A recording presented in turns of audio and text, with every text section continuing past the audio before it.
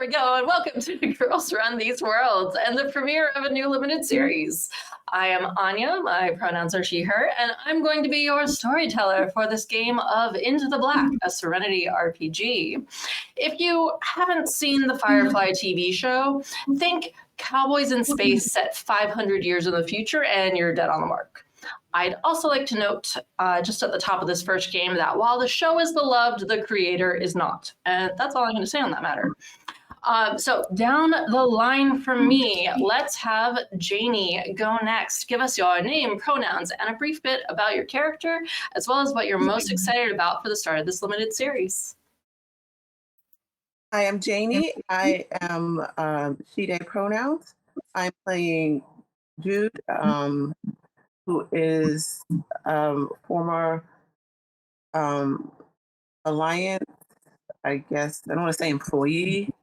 You can just say former Alliance. It's former Alliance. You were a Purple Belly. And I am the captain of the ship that I acquired through special means. Yeah. Legitimate salvage. Perfect. Rara, you're up. Hey, I'm Rara. He, they. I'll be playing Landon Cornflower, who also goes by he, they. What I'm most excited for is a game where all our cards are on the table. There's no secrets from anyone, and I've always wanted to have a lightsaber. Okay, sounds good. Emma, it's your turn. Hello, I am Emma, she, her pronouns. I will be playing Echo, he, they pronouns. And I am very excited to have space adventures in space. I have always wanted to run away to space, so this is the dream. Perfect. Mica. Hi, I'm Mica. I'm from Scotland, in case you couldn't tell. She, her pronouns. I'm playing Angie Zhang, a traumatized and scarred veteran of the war, of the Alliance, but saw the error of her ways. And I'm the ship's engineer and general bodyguard person for Jude. And yeah, I'm really looking forward to just playing with a whole new group of people I've never played with before. And it's my first time on Girls Run These Worlds, so woo! Perfect. And finally, last but not least, Zev. Hey everybody, I'm Zev. Pronouns are he, him. I'll be playing Tenzin Talang, also he, him. Our crew's both overconfident and highly anxious pilot. And I love this verse, and I'm just really excited to get to fart around in it and possibly break something. There you go. Like my brain.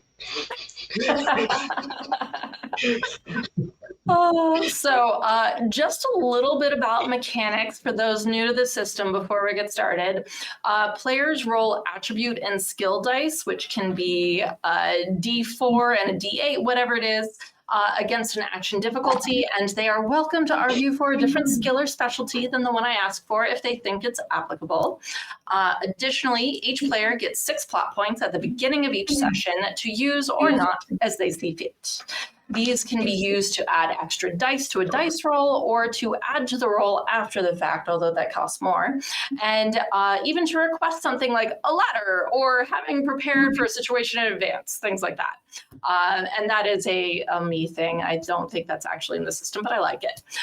Any unused plot points left at the end of a session become advancement points, which they can use to level up their stats for future sessions. And with all of that out of the way, shall we begin? Okay, so after humanity used up what was left of the resources of Earth that was, we found ourselves in a new solar system with hundreds of Earth-like planets and moons that could be terraformed and colonized. A new life. The central planets of the Red Sun formed the Alliance, attempting to bring all of the solar system under their rule. But not everyone liked that idea.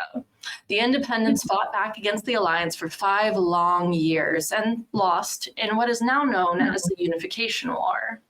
Folk these days try to eke out a living as best they can, spread far and wide amongst the stars.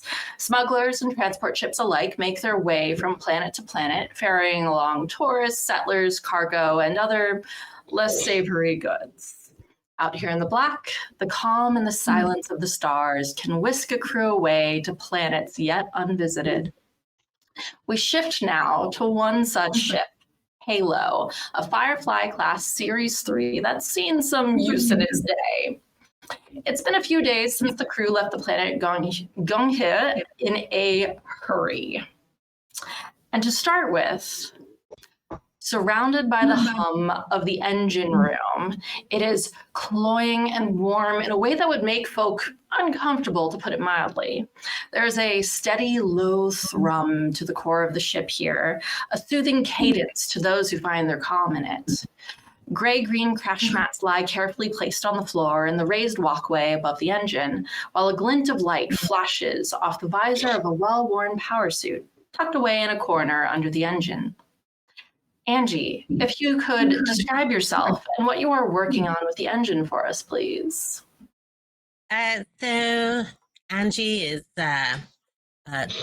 relatively tall, imposing looking, side shave, and a slight overhanging haircut. Her hair is like black, but there's a few strands of gray in it. She's dressed just in a dirty old vest, like military fatigue vest, standard issue. And she's basically got loose fitting kind of harem pant type things on. And she's currently like halfway under the main core of the engine block access panel, cursing and shouting, and generally making loads of unpleasant exclamations. She reaches for a missing tool, her oily hand grabbing at the floor panels next to her, waiting for it. Okay, so the mid-black scuffle you found yourselves in just a few days back has put a strain on the engine, to say the least, and its normally smooth hum isn't at full capacity. So I would love for you, Angie, to make our first roll, which will be alertness plus mechanical engineering. It's going to be an easy difficulty, so you only need to beat a 3, though higher levels will yield better results. So that's a D8 plus, what did you say? Plus so technical it engineering is, or mechanical engineering? Alertness and mechanical. Okay. So that's a D6 and a D8. And that is a total of 11. Or 6 and 5. I don't know if you read them 11. That part, like knowing the delineation here does not matter. So with an 11, that is an extraordinary success. So when you beat a difficulty level by 7 or more, it's an extraordinary success. So as you are going over the engine, trying to figure out what exactly is wrong with it, you notice that there are some little bits that have gotten loose over time, and the not so nice altercation that you found yourselves in had actually jolted it a little bit more loose than normal. And so on an extraordinary success, not only are you able to right things, but you're able to get it just a little bit better than it was before. And so where previously you were going to be losing fuel, you now are not having that issue.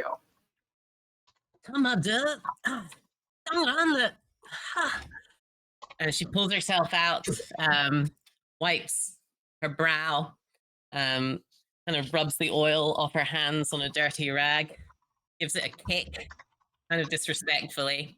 She's no Kaylee. She treats a machine just like a machine, with very little fanfare, and nods to herself in a self-satisfied manner. And when she pulls herself out and the camera pans up to show a full shot, you can kind of see now, like just in the shadows, that there's scarring or burns down her neck that clearly runs beneath the level of her clothes. And it's anyone's guess how scarred she is, but she's clearly been in the wars. Mm-hmm. So, perfect. We're going to pan up and away from the engine room now, weaving through metallic hallways and the cheerful galley kitchen to an unlit, unadorned room. A corner of the ship where at one point a past owner installed a large round window. It is now the perfect place to view the stars as the ship passes them silently by. Echo, what are you doing right now and what do you look like? Echo is younger, in mid 20s, maybe 25, 26. And he's a young person wearing just several different types of kind of ill-fitting, a little bit too big clothing. His ensemble looks like it was cobbled together rather hastily. So a jacket that's a bit too big, boots that are a bit too big, taller, has long kind of curly hair. And he is sitting in this window. His legs are kind of crunched up. His knees are against his chest, and he's got a little punch pad computer in one hand where he's been writing. If anyone were to look over the shoulder, they would see that they're clearly some sort of their journaling or their just writing stream of consciousness.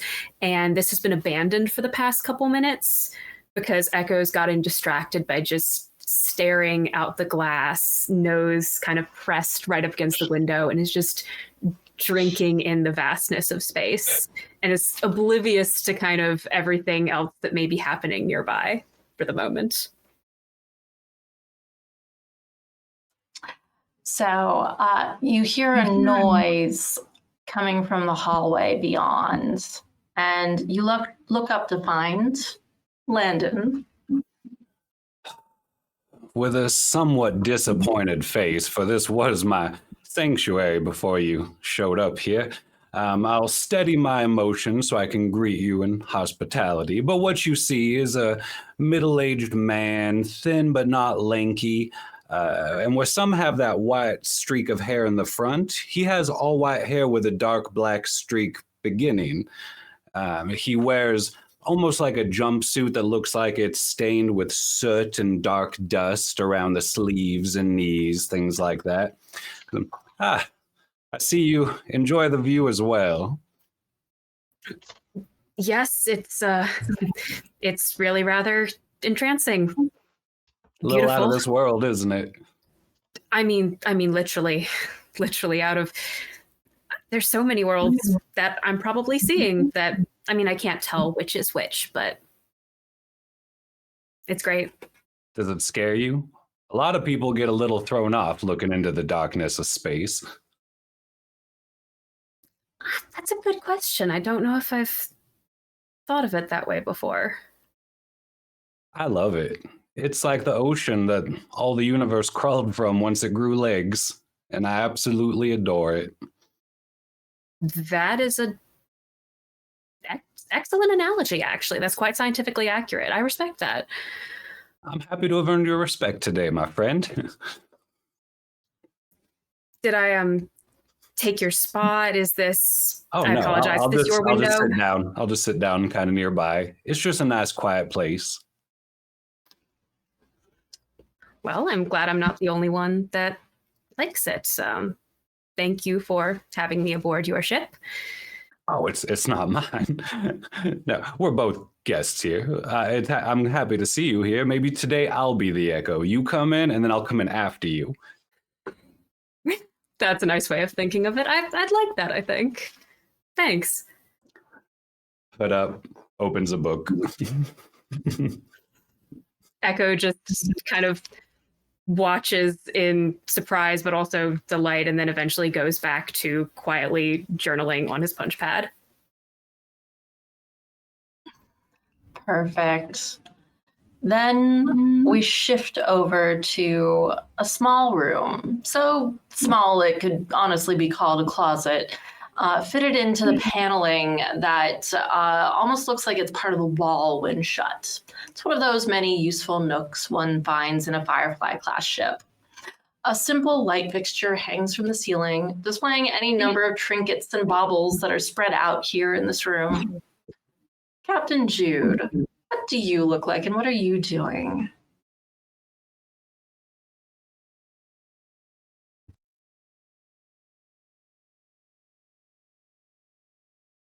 I can't hear you.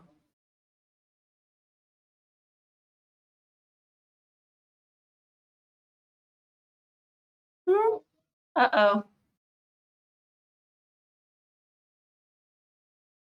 I can't hear you. Oh no!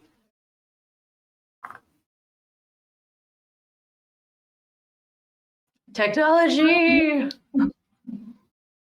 I don't know what happened. We could hear you before. Nothing. In space, no one can hear you talk. Especially if you're outside of the ship.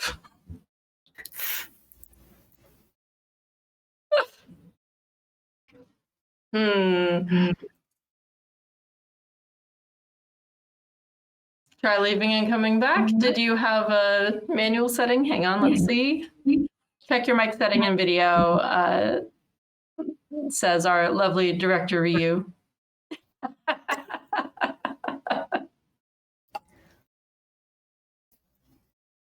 Nope, can't hear you. Did your mic get unplugged?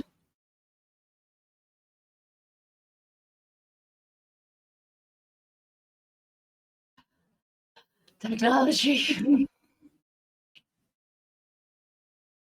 Engineering check on the video. Exactly. Uh-oh. We'll transition over to Tenzin while we're trying to figure this out. So you do tech checks. We move up along the corridors then, past ladders that lead down to the crew's quarters until we find ourselves in the bridge of the ship. The broad expanse of the verse spread out before us, a planet not too far on the horizon. There are dozens of bobblehead figurines stuck onto the consoles in every available space that isn't taken up by buttons and levers and screens. Most prominent in the collection, sitting in pride of place at the pilot station, are a series of little green guys in varying hues with big, wide, solid black or silver or purple eyes, many of them throwing up a peace sign as their heads wobble. Tenzin, please describe yourself for us. With the knowledge that you are coming up fast on this core planet, the name is Santo, and your navsat isn't cooperating to make this a smooth entry into Atmo.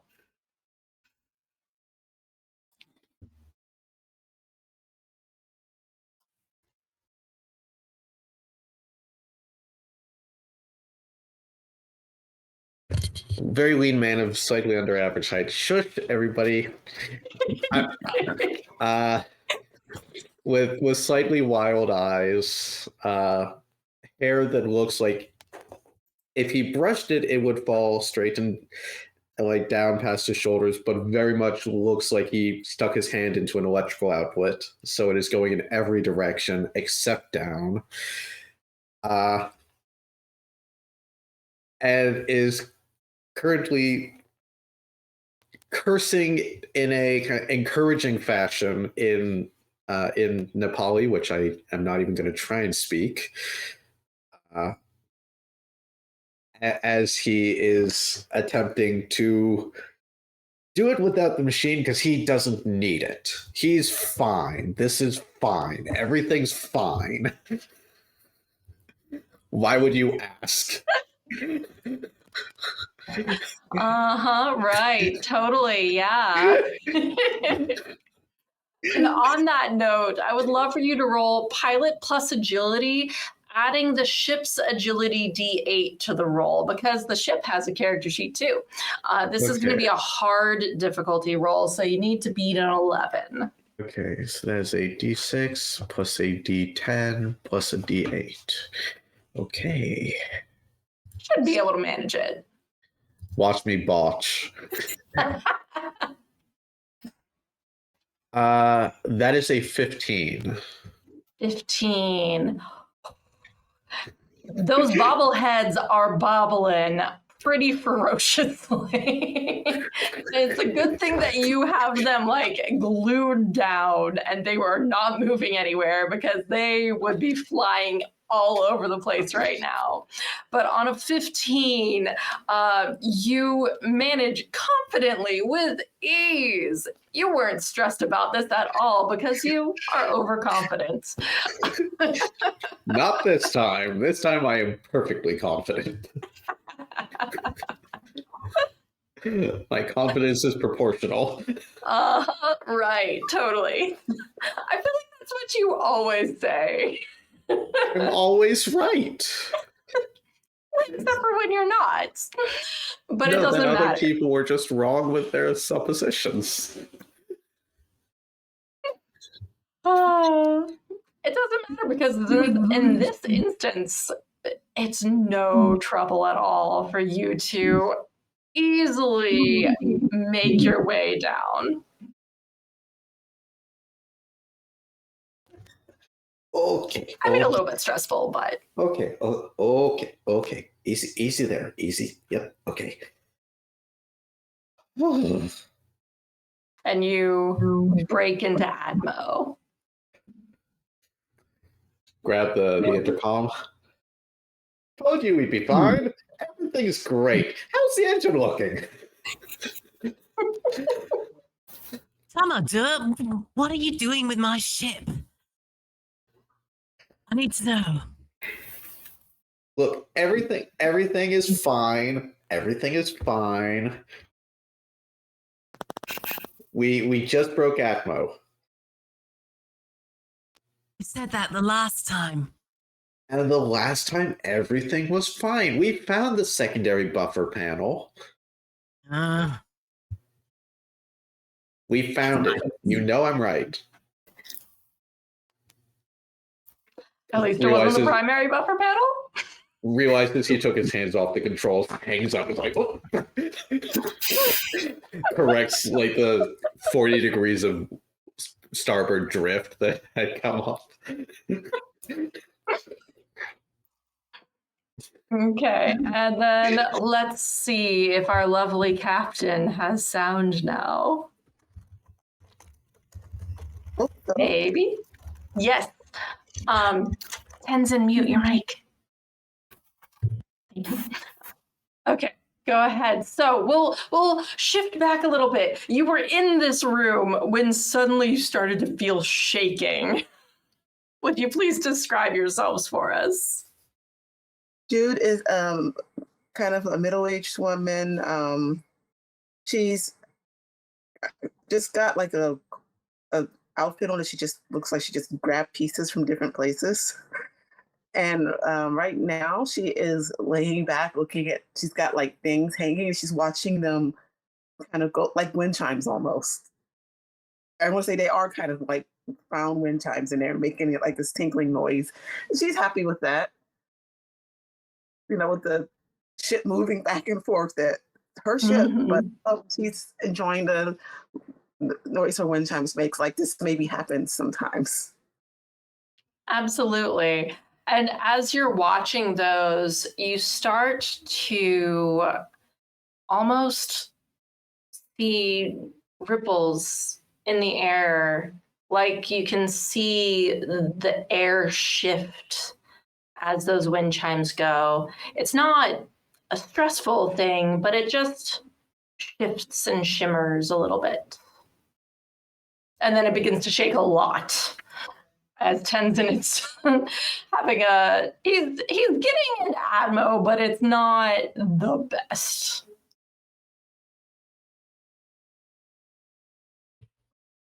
Dude, can you tell that pilot of ours to watch this bloody ship?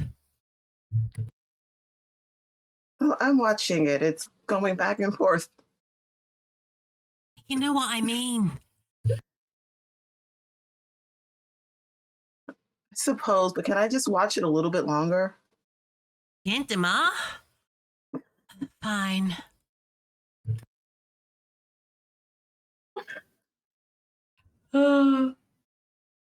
Amazing. Do we have one of those, like, just the So things sorry, go ahead.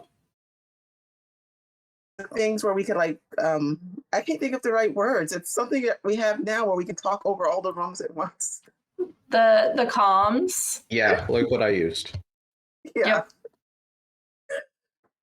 I'm just gonna go in and say, can you stop the ship from rocking, please? It's bothering Angie.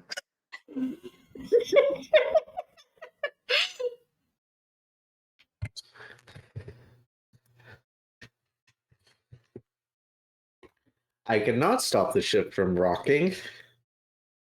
The ship is going to rock no matter what happens. So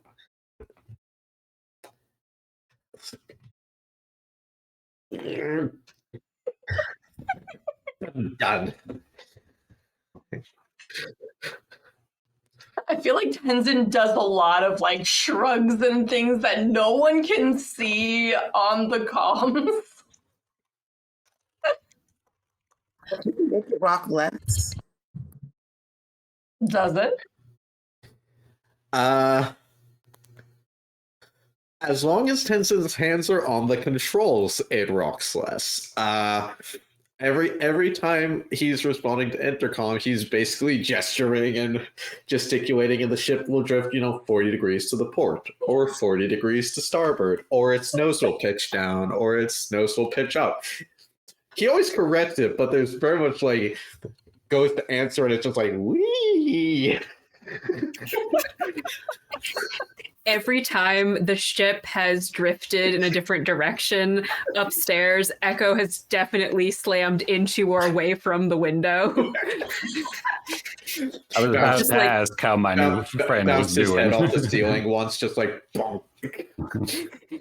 Just like hitting the like elbow and arm just progressively more. Ow, ow, ow. If I were to Meanwhile- perceive Echo, would they seem like they're rather new to space? This would be the immediate impression that you would be given, and anybody who sees Echo is given is just not used to this type of travel, very new. I have like a glass of tea that keeps sliding into my hand and then sliding back and then slides into my hand. It's always like this. Angie's never happy with it. And meanwhile, Angie probably expulses such a torrent of foul-mouthed Mandarin that eventually people have to just turn off her comm channel.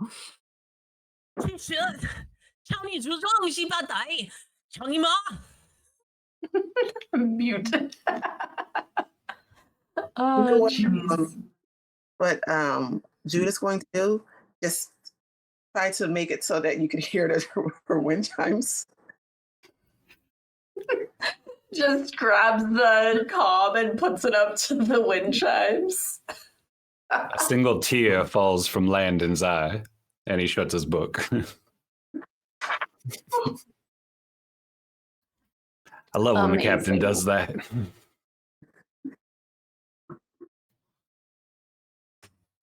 Okay, so you have made it into Atmo in Santo, fortunately. Now, while Santo is a core planet, it doesn't have the reputation that Londinium or Sinon have because it was terraformed much later on. It's a more rough and tumble place, and this is where you're headed to drop off a package. No questions asked. Sometimes it's better that way, though the hole that was nearly blown in the side of Halo kind of begs to differ. But still, with money tight, it seemed like the best or maybe only option at the time. And you know that you are on your way to a place called the Only Chance Saloon to drop it off.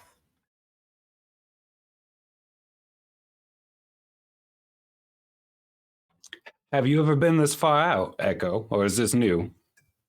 Very, very new.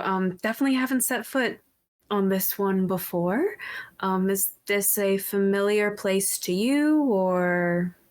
Yeah, as much as any place is filled with so many lost folks, you can trust everyone. They're all probably with the best intentions. Oh, Yeah. I mean, that's excellent to know. Thank you so much. You can kind of apply that anywhere you go. Really? You are more than able, I promise. That is great. This may be easier than I worried. Thank you so much. I'll keep that in mind. You should strap in before landing. If you thought Atmo was bad, you should strap in. Echo goes to find like something solid to hold on to immediately. Not even strapping in, just, oh, let me hold on to this thing. I'm sure this will be fine. Finds like a bulkhead and is like, is this sufficient probably for landing? Maybe. I wish I had a very large mammal I could crawl into and have it just pad me up nice and snug, but that we haven't had that since last time, and they didn't like that. Is that a typical landing procedure for you? It's more what's available. I mean, if we had a bunch of pillows, that's where I'd be. You have an elephant, I mean, you know, they smell worse on the inside. That seems... I don't know if I know enough to dispute that. That seems correct. Yeah, just buckle up. Pulls out a massive, like, Velcro chain situation and starts connecting him to a beam before landing.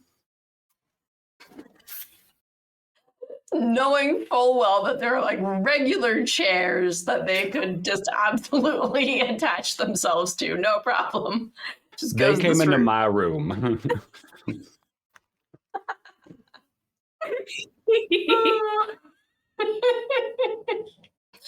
Brilliant. I love it. So I'm not gonna make you guys roll anything for like trying to find where you need to go, things like that. You touch down on the docks that are not too far from the Only Chance Saloon. And there is this bustle of energy that is just all different walks of life, although a little bit on the seedier side. And there is a bustling market outside. You set up the Firefly, the ship, to get refueled. And in today's game, we're hand-waving the amount. It's 600 credits to fuel up, which y'all have. For the future, though, we're going to be keeping that in mind. And so what would you all like to do? Is everyone going to the saloon? It's interesting because this item that you have to drop, it's not anything large or grand. It is just a small package that you could probably fit in a pocket. On landing, I think Angie would probably like come down the ramp straight out the engine room and cargo hold, and would just be like standing, arms folded, kind of trying to get a measure of the place. Her eyes looking about in a steely sort of manner, just trying to see what the likelihood of this place being particularly dangerous to them is, and whether they'll need to suit up to protect the captain or anything, or if it seems like it's going to be okay. Okay, well, in that case, I'm going to have you roll perception plus alertness, please. Okay. And I'm going to treat this as a stepped difficulty, so depending on what you roll, we'll see how much you see. So that's a D8 and 6. The text. There we go. Okay. So that is a 5 and a 6. So that's 11 again. Okay, 11 beats a hard. So as you are scanning around, you clock a number of people that seem to be sizing up the halo. It doesn't seem like they're a part of any groups or anything like that. Just individuals scattered around, all different sorts, just checking out the new ship. Angie will just take her comm device and be like, Captain, who's disappeared? Our captain's disappeared. Oh no. Oh no. I didn't know if I should continue or not. They got the captain right away. Frozen on my side. I'll say what I'm going to say and we'll reiterate it if Janie comes back in soon. Captain, some shady sorts around here.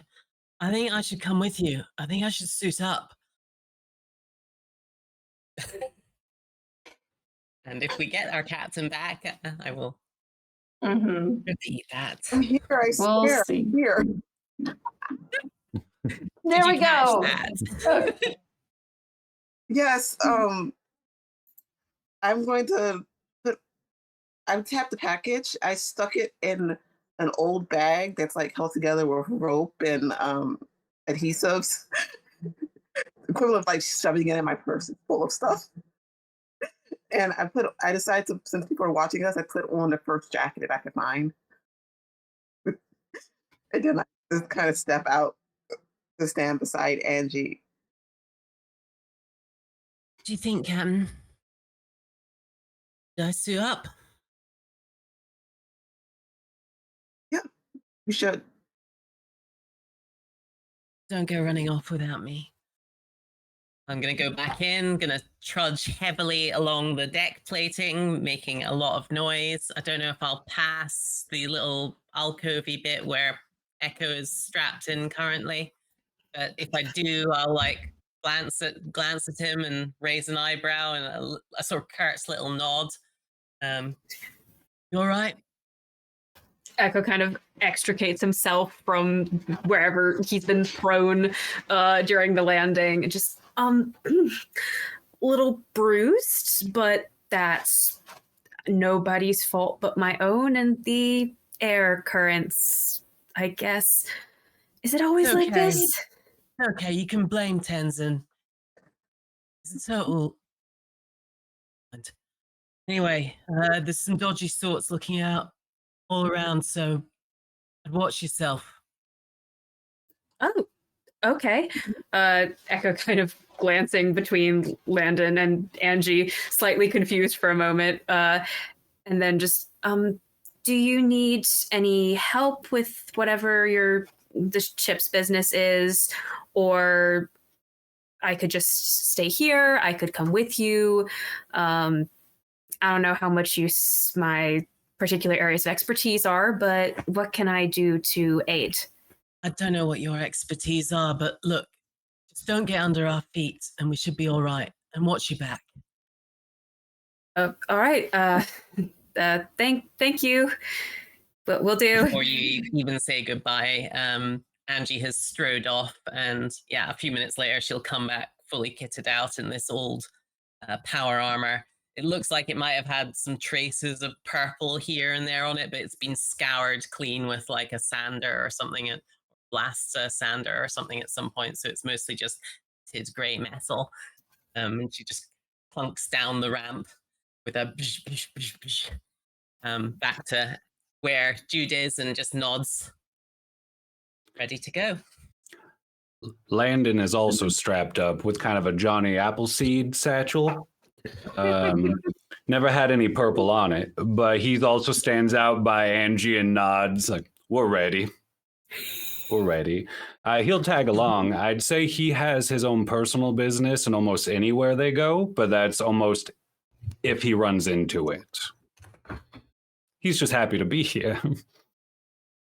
I think Echo is also planning to trail behind, but try to follow Angie's instructions and stay out of the way, which probably means wandering nearby in this place that they can trust. They've been told this. Yeah. I think Tenzin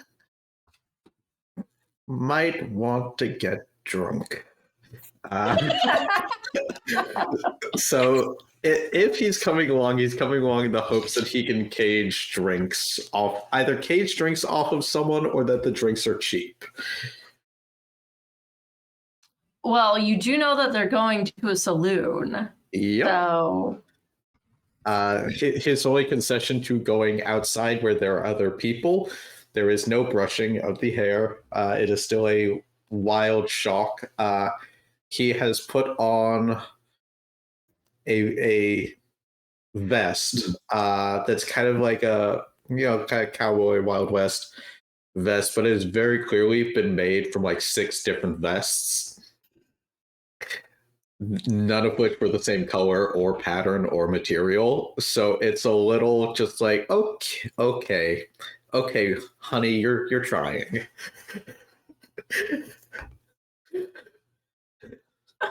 I love that so much. I lean over to Echo. The captain loves ska. He's never been able to let it go. I'm not the captain, my apologies. The pilot loves ska. Never been able to let it go. Takes that vest everywhere. Really? Yeah, but what is the trip besides the vest we've made along the way? Why? I should write that down. Echo goes to write that down in their Probably. journal. I should too. Yeah. Echo goes to write that down. Gindema? I get no respect. Nope. I think it's the bobbleheads. Kana. It's a weird thing to collect, to be honest. Echo doesn't know about the bobbleheads. Shush. What? Nothing. Stay out of the cockpit. Tenzin, I will spend half of all my money to buy you a drink as a thank you for that safe landing.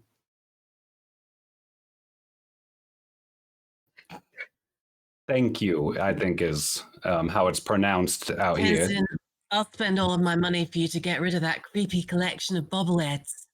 It's a I different story. like the bobbleheads. They Creepy help me collection keep of what? nothing. They help me ensure I've got my ups and downs right. Some people use journaling for that. Look, someone keeps forgetting to fix some of the sensors in the cockpit, which I'm not pointing any fingers, but it hasn't accurately pointed up and down in about a year. Gindema, can we just focus on the mission? Can I go prone or something from that news? Like, well, what can I do? I'll just fall, but then get back up. Echo just in utter horror. A year? That's a really long time to be flying without knowing that information, right? Nah, I'm good. Okay. It's just all of us lined up in front of the ship, looking on a brand new town, having a very serious talk. Perfect.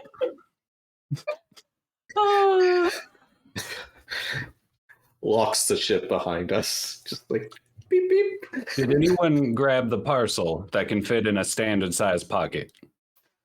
Does anyone have a standard size pocket? All my pockets are space size. It's in my bag somewhere. Tenzin sewed all his pockets shut because he's worried he'll forget something in them. I love that.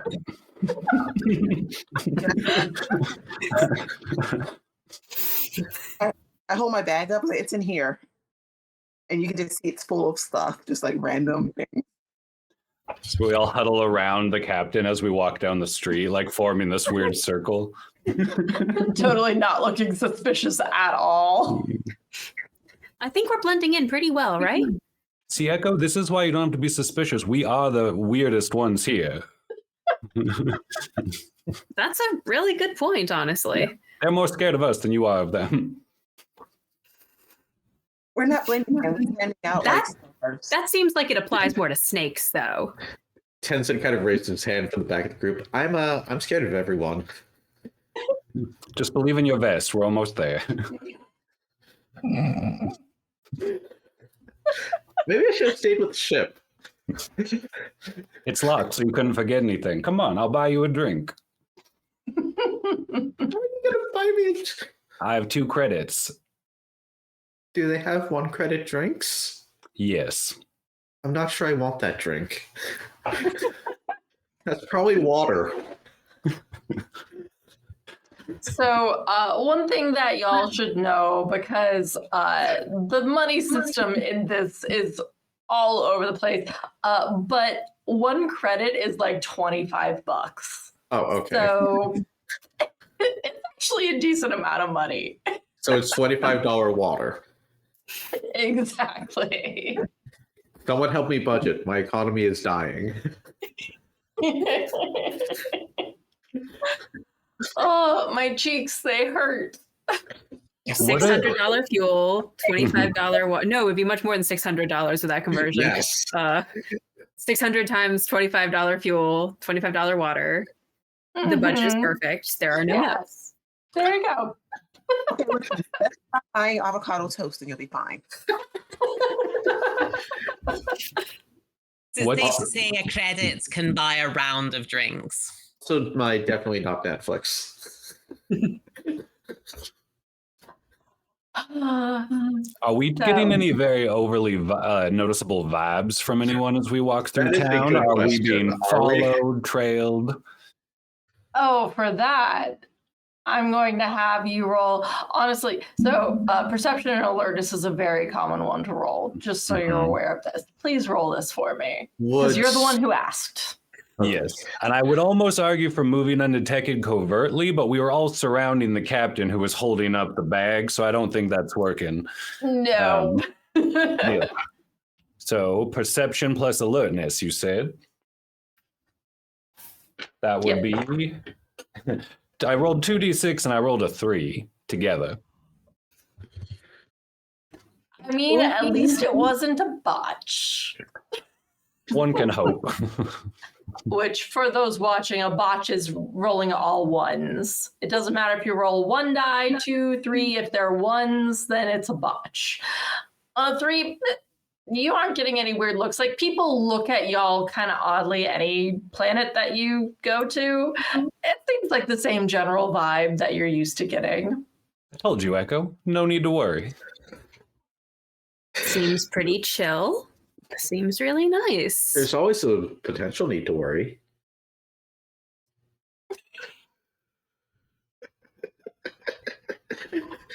Oh, Oh, look, it's the only chance saloon.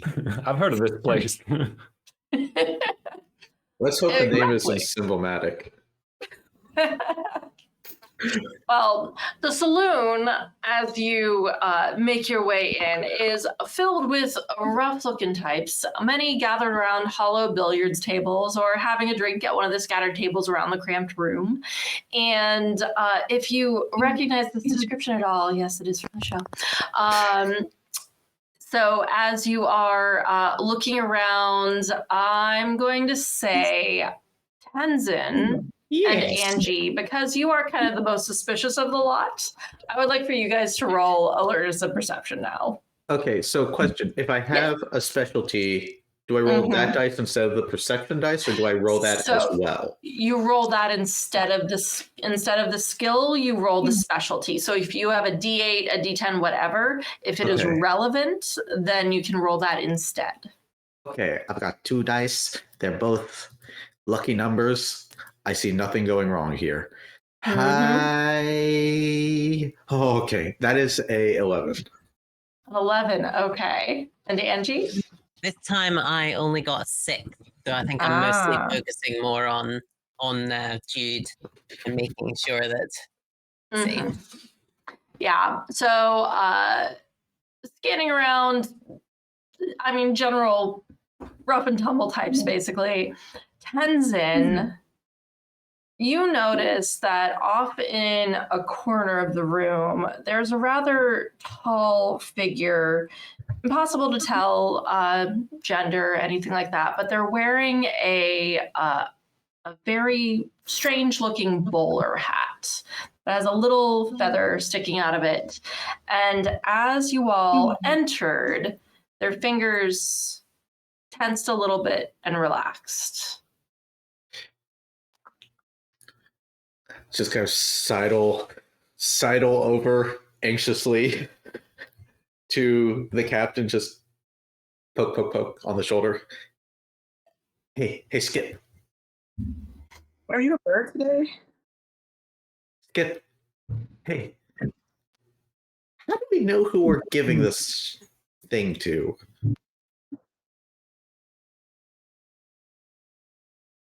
I don't know. You want me to ask around? Aren't you going to buy drinks? I'll go buy a round of drinks and ask around. You know, Cap kind of hands on the goes to point surreptitiously, but has anxiety. So it's not like it's.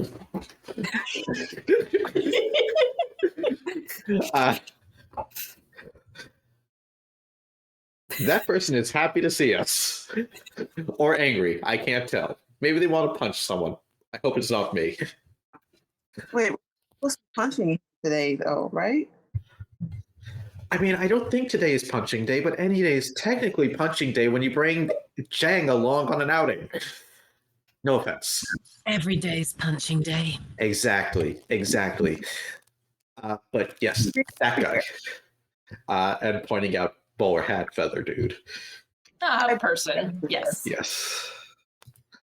And as you point them out to Jude, they kind of give you a nod, Jude, and look over to the chairs that are empty at their table.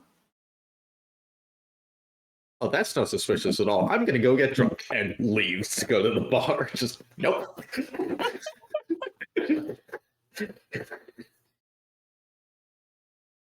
What's everyone else doing? Just gonna be Jude's shadow. I think Echo peels off after Tenzin and just kind of, again, very not subtly, just stage whispers to Angie, just, I hope there is no need for punching. If there is, call me after the fact. I'll help fix the bruises, I guess. I'm gonna go with him. I'll stay out of your way. Bye. Good luck. Goes over to the bar. I'll show up at the table with a tray of too many. Oh, sorry, Jude. It's okay. I was asking if it was just Jude and Angie, or was anybody else with them? I was going to tag along after I brought 5 drinks for 3 of us, and asked a few people at the bar who was expecting a parcel delivered from somewhere far away and expensive. But none of them seemed to know. So then I just bring the drinks over. There are eyes trailing you after you've said this. I mean, I get it. At my age, I get it. Also, those drinks cost you both credits. Well, at least it's good to be humble.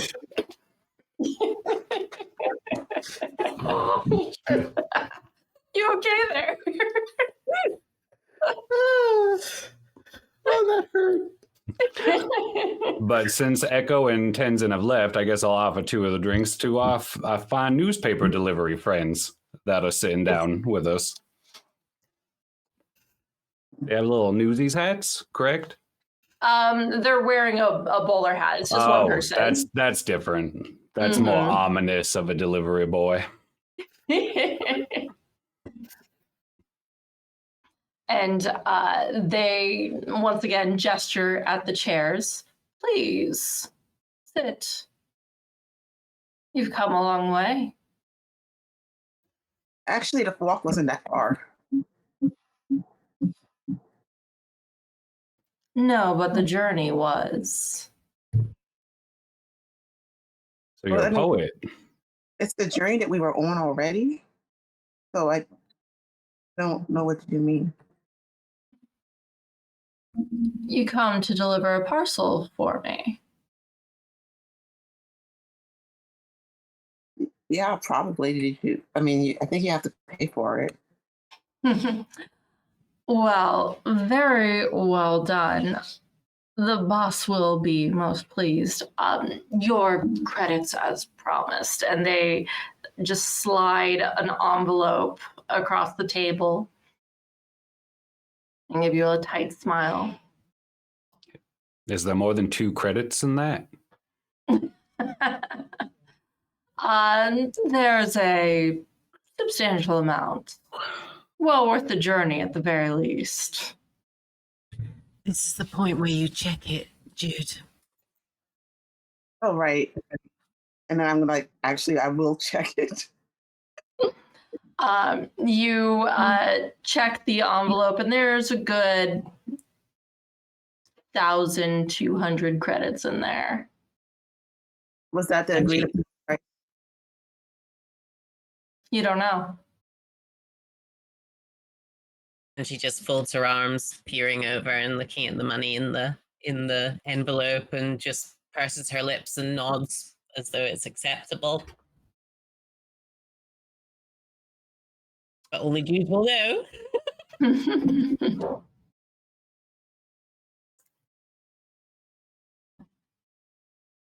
Okay, I think this is right. Let me find it, okay? And then I'm gonna start pulling stuff out of my bag, which is random crap is in there. While Jude is doing this, Angie just appraises the guy more carefully, like looks him up and down with her 1,000-yard stare, just trying to get the measure of him. And then she says, like, "Who's your boss anyway?" You may find out at some point, but we'll see. There's another job, now that you've proven yourself trustworthy, and it's a much more lucrative one than this. Are you trustworthy? I think you are. The boss thinks you are. I do what the boss wants.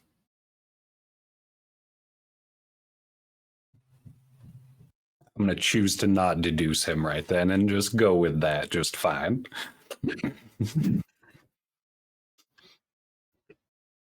How far do we have to take it? Is it like a walk or do you need the ship? You're going to need the ship and a significant amount of fuel, which we will compensate you for. Is it livestock? No large Nothing animals? of the sort. No, nothing of that sort. However, if you are willing, we can talk. What do you think, Captain? Do you think we're good and we should just bounce out, or do you want to keep working in this neighborhood? After all, you are the boss, and I obey the boss. Yeah, that's two of us.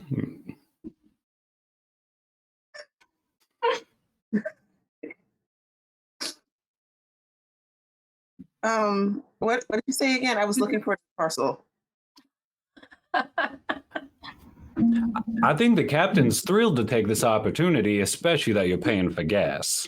Kind of elbow nudge the captain a little. They're paying for gas. They reach into Jude's bag and pull the parcel out by the tips of their fingers. Thank you. Tucks it away. I didn't know where it went to. There is a casino passenger ship taking off from Ariel to Bellerophon, and then back again in about a month. The El Dorado, to be precise. A grand prize event is happening on the El Dorado on the 4th through 6th days, and my employer has it on high authority that Sir Lucius Winthrop will be on that ship with a rare historical artifact that he hopes to sell to the highest bidder. My employer wishes for you to make that item disappear before it makes it into that person's hands.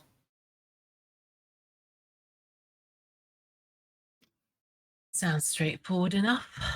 What do you think, Captain? Well, what do we do with the item? Yeah, can we have a legal clarification on disappear? Because we haven't picked up a wizard in some time. Pilfer, make it not reach that other person's hands. Bring it to ours. That's different. That's different than disappear. I'm glad we had this talk. I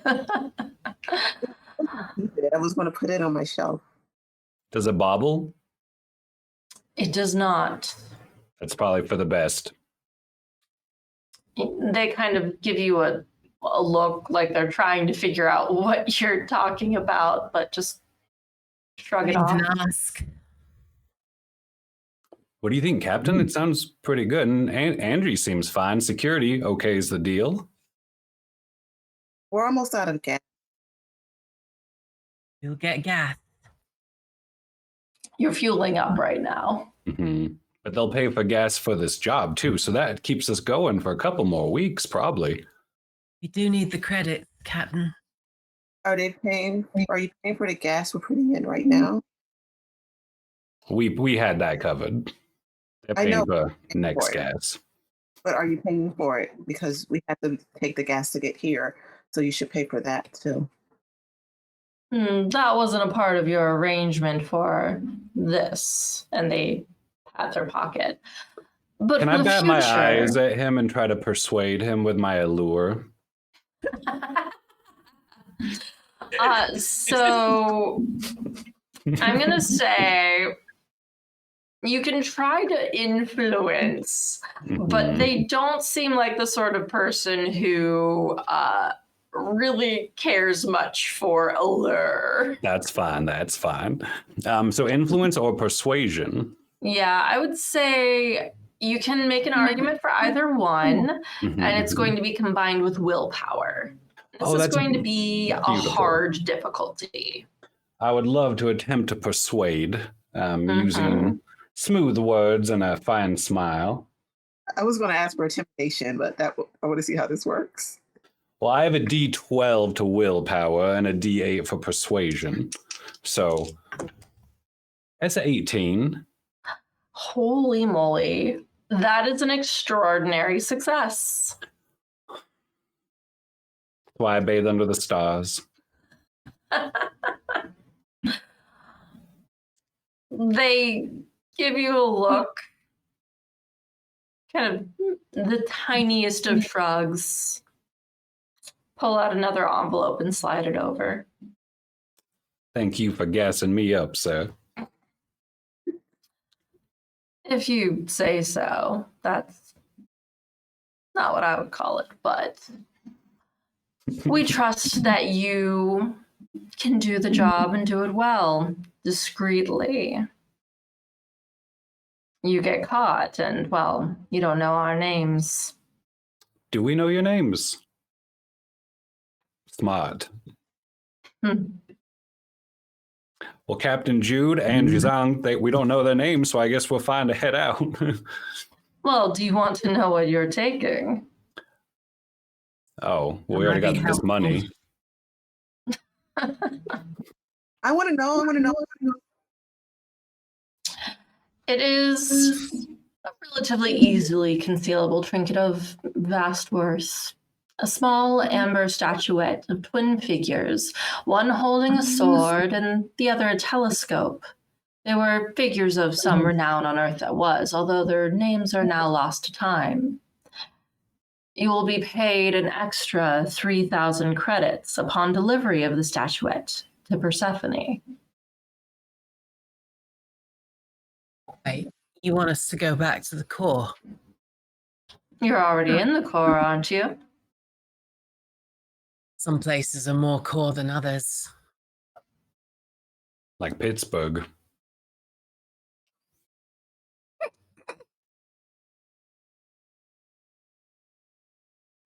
Oh, jeez. Being from West Virginia. Yes. Well, I'm very good at written history, so I have read about Pittsburgh, yes. Mm. The Oilers. I want you to know how much that hurt. I blew felt my that. children's college fund on your drink and you weren't even there. Don't have any children. So I'm you confused know. about the logistics. Oh, Where do we pick up the statuette? that's for you to work out. That's correct. That's correct. It is in Sir Winthrop's possession. Whether it will still be there is another story. Who's this Winthrop person? Sir Lucius Winthrop. Roll. Do you have knowledge? Um, I do. Yeah, Jude, you do. You have a D4 in knowledge. So roll knowledge plus intelligence. And Landon, you can do this as well. Angie, you can do this if you want to. Oh, I can't hear you. You're muted. I don't even have knowledge, so I mean, you can still roll intelligence. sure. That's a Reasonably 6 smart. for me. Okay. I got 2. Not great. And Jude? Is it a D4? Is it Yep. So your knowledge is a D4 and your intelligence is a D8. Oh, okay. Let me fix Oh, that. sorry, a D10, a D10, not a D8. That's 12 then. A 12 total? Yes, 10 plus 2. Incredible. Landon looks with those moments where the captain makes him so proud. Like Mhm. they read those books I gave them. Hey.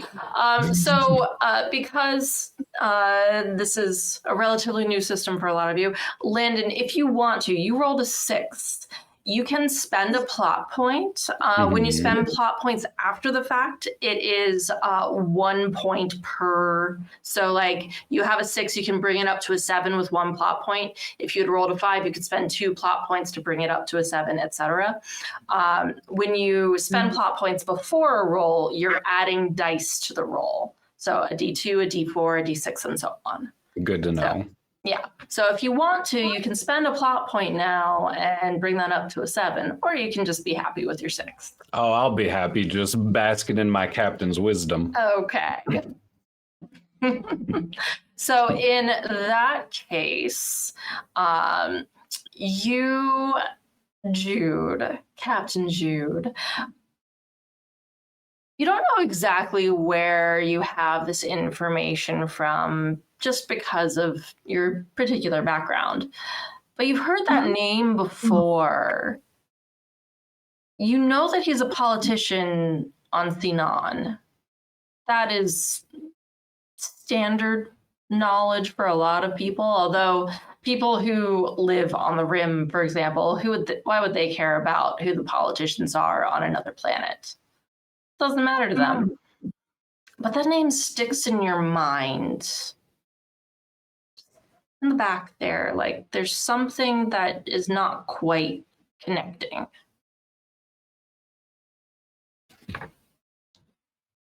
Like there's something a little bit more about that name. Just in the back. You let it simmer for a while and it might come up.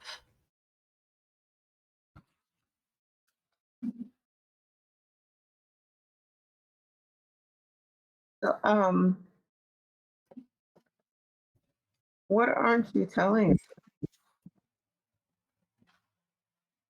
Brown hat. Sorry? Is that what aren't you telling us about this Winthrop character, Brown Hat? She doesn't have the person's name, so she's calling her Brown Hat. I mean, you can call them a brown hat. That's fine. Oh, brown because it's a bowler hat. So. Yeah. Nothing in particular. Sir Winthrop is an interesting fellow. Politician. Let's be careful. Politician, yes. Be careful around him. He can certainly be sneaky. But he does get distracted at times for the right person. For which right person? Hard to say. He has eclectic tastes. Landon looks right at Tenzin across the bar.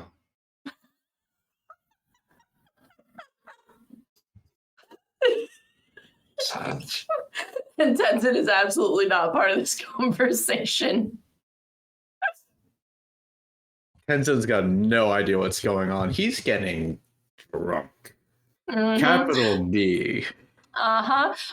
Take off 5 more credits. Okay. Whee! Probably keeps trying to get Echo to drink something. Echo is having a drink or two, but is mostly just kind of observing what's happening with Tenzin and splitting time between just like kind of asking questions just about piloting, about the drinks, and trying can hear nothing but like kind of very not subtly leaning over and looking at this conversation. You know what? Let's see. Do you have a thing for this? I'd like for you to roll intuition plus alertness, Echo. Delightful. And if Yeah. I'm recalling things correctly, that means that I get to use one one of my assets. Ooh. Which is 2 steps. Yep, 2 steps up. Okay. That's a D8 and a D10. Okay. Okay. One of those is a 1. That's Okay. an 11. Don't worry about That's it. an 11. An 11. And which one of your assets were you using? Trustworthy Gut, which is a 2-step up to mental attribute rolls on intuition specifically. Hey, that is absolutely correct. So, I'm not going to use your complication here. I was debating. No. So, what exactly are you trying to figure out based on like their body language and what's going on here? What are you trying to figure out? I'm trying to figure out. I think specifically knowing that this conversation is taking a lot longer than just dropping off something and going on our way, which is what I was told we're doing. I'm trying to figure out if whatever the auxiliary conversation that's occurring, if it's something that's meant in good faith on the up and up without intention to cause trouble or harm, or if something's happening that's like a distraction, a setup on the down low. Yeah. And so as you are trying to suss out this individual, you get the sense of, and you can decide from your backstory how this is relatable, but you really get the feeling of this is a transaction. There's nothing shifty about this person's body language or anything like that. They just seem to be relaying information, getting, doing a transaction of some kind. And on 11, I would say that you do notice there is one billiards table really close by to their table that is paying a little bit too much attention to them. Oh, anyone specific at that table or just everybody at that table? I would say 3 of the people. There are 5 total around this table. 2 of them are just talking to each other, and you can see them eyeing. There's a kind of younger guy who has a scar along his cheek, who is just muttering. He has like just dirty blonde hair, just general work clothes, and he's like muttering something into the person next to him ear. It's a woman with like tightly braided back hair and a mean looking expression. And they're allegedly like they're doing the chalk on the cue, getting ready to go again, but they're very clearly looking. And there's a big burly guy who is currently failing to shoot the cue ball because the hollow goes out briefly and then comes back. Echo is going to kind of elbow Tenzin and just be like, I think our friend in the bowler hat has more friends, not in bowler hats, just a lot of people here who seem to be paying attention. That's fun. Everyone's paying attention when you're as good looking as the captain. Pass me that bottle, will you? Oh, sure. Thank you. And That's gonna cost you. That's gonna be another 2 credits for the rest Captain of the will bottle cover there. it. No, I don't care about your captain. I'm gonna need you to cover that right now. Right here. Echo, you should try this. It's not important. Here.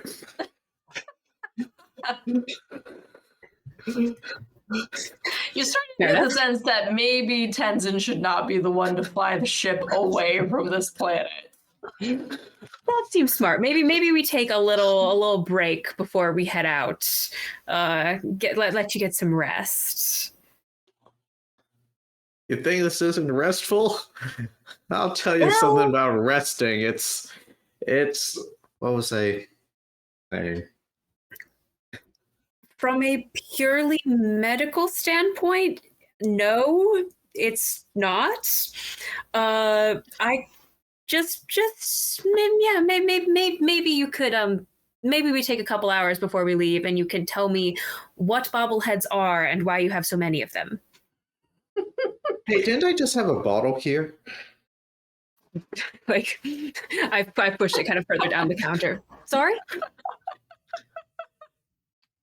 Huh. But anyway, yeah, no, this is a great down. Oh no.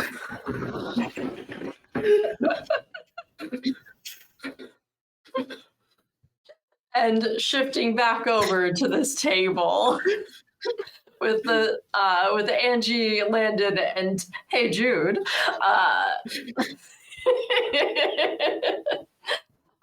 The bowler-hatted figure just puts their hands on the table and starts to stand up. And as they stand up, you realize how tall they are. It was almost like they were folded in on themselves before. As they rise up, they're easily like 6.5 feet tall. And they just look at the 3 of you, glance over at the bar, at your other 2 companions who absolutely came in with you. And they just say, "Pleasure doing business with you. We'll be in touch." They tip their bowler hat and start to walk out the door. And I think that that's a really good place for us to take our 15-minute break. So don't forget, everyone, to subscribe to Girls Run These Worlds Twitch and YouTube channels, and hydrate and take your meds. And we'll be back soon. Bye-bye.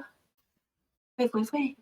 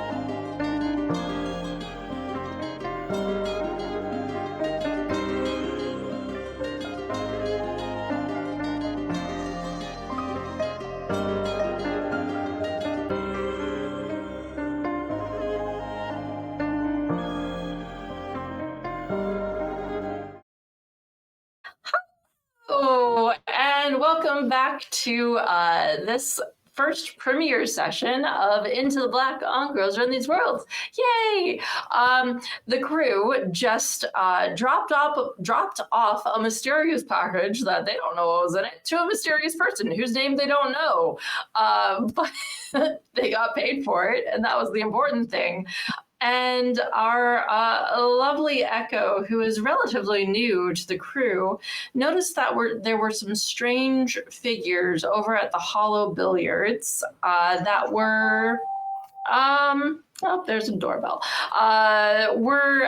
It's okay. We're kind of looking suspiciously at the captain et al. And that is where we ended. Oh, and Tenzin passed out drunk on the bar. So that is where we left off. Y'all have your job, but you have a decent chunk of change until it comes around. So what would you like to do right now, Echo? I think Echo, does it look like the rest of the crew of my crew is getting up to leave, or are they just hanging out there for the moment? Is my first question for you other three. Well, I'm putting all my stuff back in my bag, which is a lot of random crap. Yeah. I think Echo checks, makes sure that Tenzin is, doing okay for the moment, is passed out, but is going to be all right, not in any immediate danger or anything, and then is going to try. How good he is, it is a different question entirely, but is going to try to wander past this group of three people and see if I can spy anything about them, hear anything they're saying, etc. Because he thinks that's the logical next step. Okay. Well, I'm going to need you to roll stealth plus alertness for me. Cool. Okie dokie. Because you do have that specialty. Yeah. Starting off strong. Okay. That's a 6. I'll spend a plot point on that to put it at a 7. For whatever that's worth. To be nice and average. Fascinatingly, the most common thing that's happened in my experience is that people will roll 6s and then spend the plot point. Like, it's always a 6, and I don't know why. It doesn't matter what dice they're rolling, it's 6s all the time. Mm-hmm. But on a 7, you're trying to pass them by, kind of get a vibe check from them and overhear their discussion without them realizing that you're doing this. How are you passing them by? How are you sneaking? I think I've got a couple of I take a couple of the glass. Echo takes a couple of the glasses from drinks that Tenzin maybe hasn't fully finished yet, and is kind of trying to do a circle around, looking like I'm maybe bringing them to a nearby table or something. Okay. I'm going to roll for them. Let me see. Let me see how perceptive they are.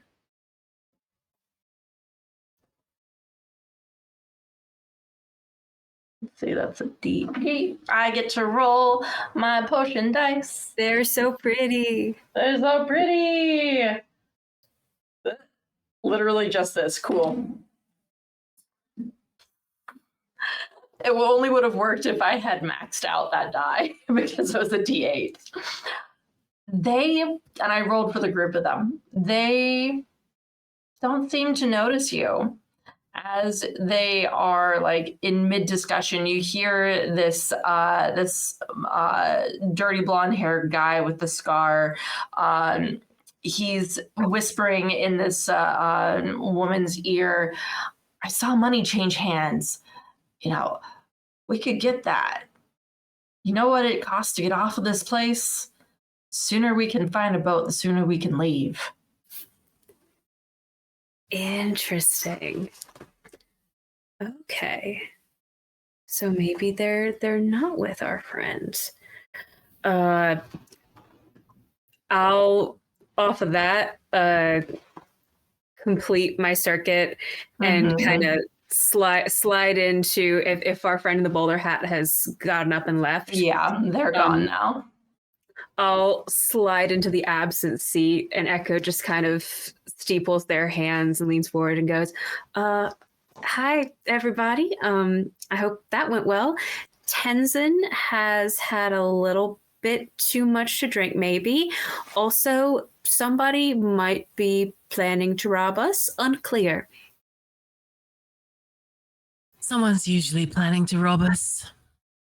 Our I three wouldn't worry friends, about it. 3 friends at the billiard table. Hi, Echo. Hi.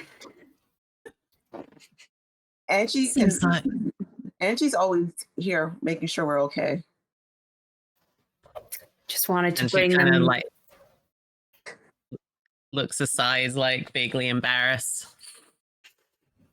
Just wanted to bring the matter to your attention. How'd that conversation go? Good, bad, mid? I hate politicians. That's fair. That's really deserved. We're gonna go on a boat in space. Thank you for the clarification. I was getting Yeah. slightly confused. For fun, No, I think we're Whoa. going to kill a politician. We're going on a cruise. we're going to what politician? No one? Was that what he said? To kill a politician? Nope. Oh. Not at all, Captain. We're just going on a little cruise. Yeah, that'd be extra. And there's a politician in the vicinity that we may or may not kill. I think the captain has a personal beef with some politician that if they run into, we'll see. I think we should avoid talking about this until we're back on the ship. If But, somebody walks- and Angie actually gives an appraising look at Echo. Well done on keeping your ears open. You're all right. Are they watching us right now? Thank you. I'll just look over my shoulder. Are they? They're absolutely watching you guys right now. Them? Those ones? Yes, they are.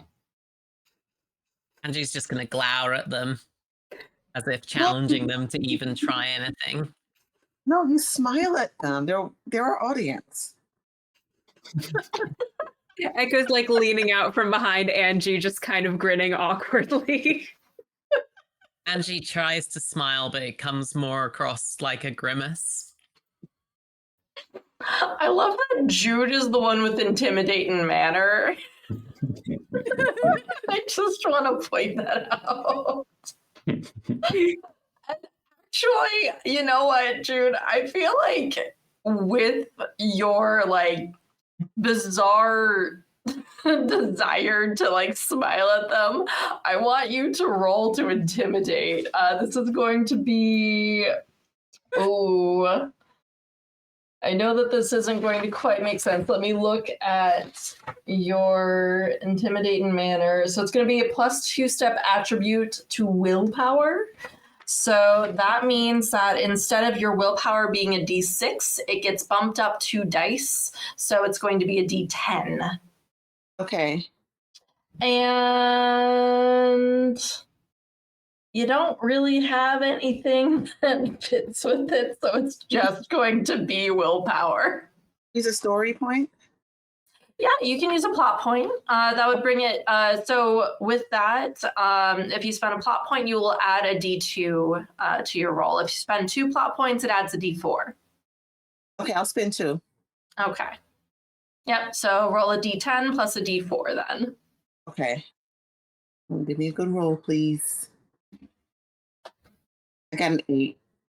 You got an 8? Well, I have to roll for them. I feel like discipline makes the most sense here. I got a 9. Oh no. Doop, doop, doop. Whop. I love how massive this die is on top. One of those die is bigger than the other. Was just my immediate response. I got 8. Yep. So as you're trying to kind of stare them down. They look a little bit confused, but also look one to the other like, okay, yeah, we got this.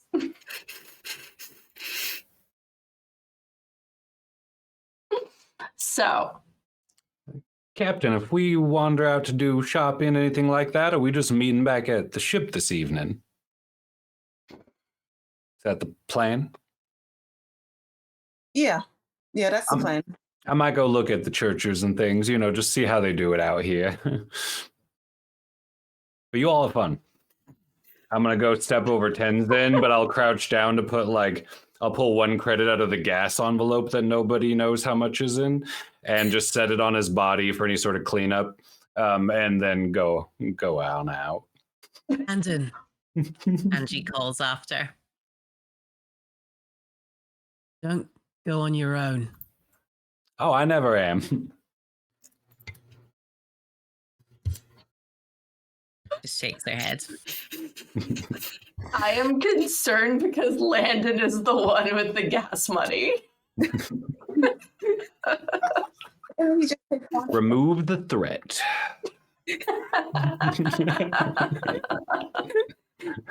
Nothing can go wrong with this. Oh no, nothing at all. I just want to point out Tenzin is innocent in this. Uh-huh. For I mean, once, there's a this credit is- on your person now. Yeah, but for once, this is not something that can be put on Tenzin. he's passed out. All sorts of things can be put on Tenzin when he's passed out. Look, here's a book, here's a chair. You can Here's walk home. bobblehead.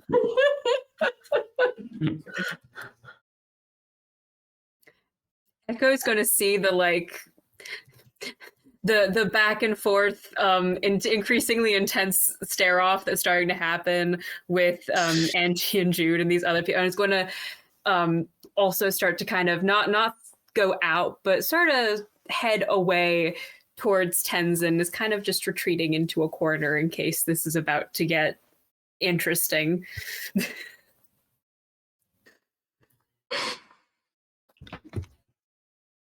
Okay. Angie, is there anything specifically that you are wanting to do in this situation? I really think she's just going to flex and glower at them, essentially. And just give them a look as if to say, don't try anything. But she's not actually going to say anything. I'm debating what should happen here. I'm going to throw it to you, Angie and Jude. What do you want the outcome to be here right now?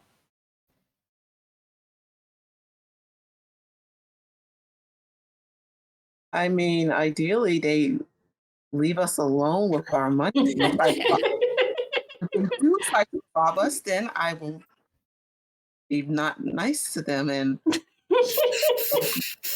they might end up unconscious on the floor. Okay. Angie? That seems a reasonable approximation, yes. Jude rolled an 8. They rolled a 9. Can I back up Jude in some way with my general intimidating demeanor? Sure. I would say that you can combine here because there are complex actions and helping actions and things like that. So in this instance, when multiple people are rolling, it's not like the help action in D&D. So for example, if someone is piloting and there's a co-pilot, you both roll and you take the higher number. But when you are both trying to intimidate at the same time, the rolls combine. So in this case, you're going to combine the rolls. So go ahead and roll. And you know what? A second one is also going to roll. So what am I going to roll? You're going to roll, It would be something along the lines of influence, if you have it. Yeah, sure. I've got a D4 influence. Okay, and then willpower. Willpower, I've got a D8. So, oops. That is a 4 and a 5, so that's a 9. I'm not even kidding. I rolled the exact same numbers on the exact same dice. Once again, one of those D6s, it's bigger than the other. It's This true. is my helpful observation. Does that mean if I spend one of my plot points, that'll just tip us over? If you spend 1 plot point, it'll tip you over. If you spend 2, it will, like, that will match. 1 you match, 2 you go over. Okay. So up to you what you'd like to do. I think it would be kind of fun and dramatic if we just had an equal standoff. So I will just spend 1 point. Okay. So just spending 1 plot point then, and mark that down, you are kind of having this standoff, glaring moment with them. They are almost squaring up against the two of you, you know, like looking at each other, because it's two of you, like 2 of your companions have just pieced out, left you alone.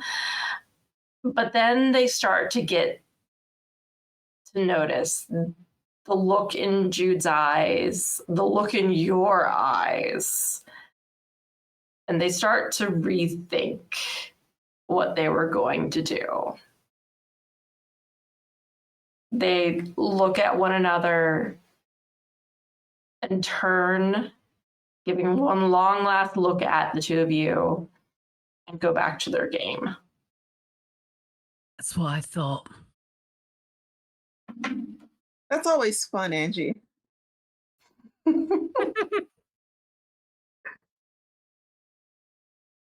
on, let's get out of here. Yeah, there might be more people like that, unless you want to. No, we shouldn't. We should just take this back. We got the kids to think about. Yeah, I think we should get Tenzin. Yeah. Yeah, he needs some help. I'll get his legs. You get his arms. Yeah, let's. Poor guy.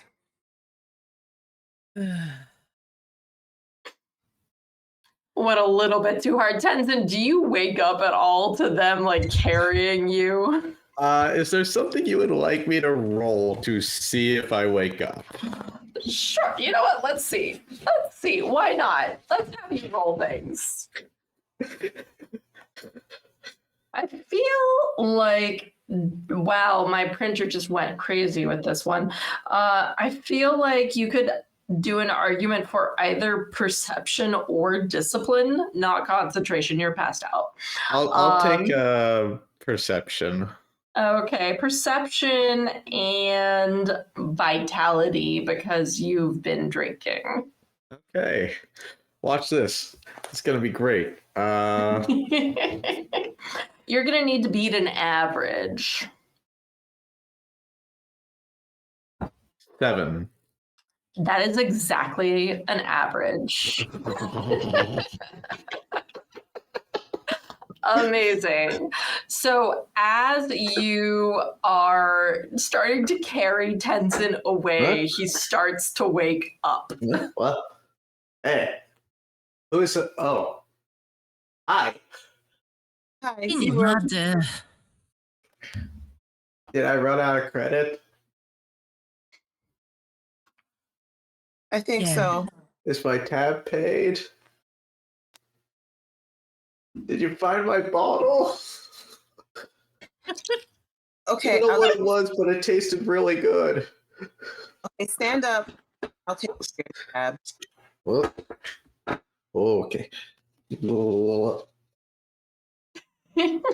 Why are there 3 of you? Shut, Tenzin. Okay, you stay with Angie, and I will go pay your tab. Do I have to stay with him? Because you're wearing purple.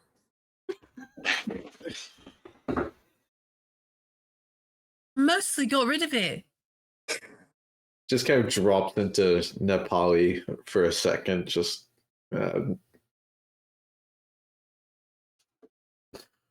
right where. No one understands what you're saying.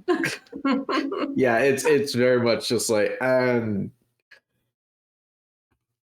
over there is no.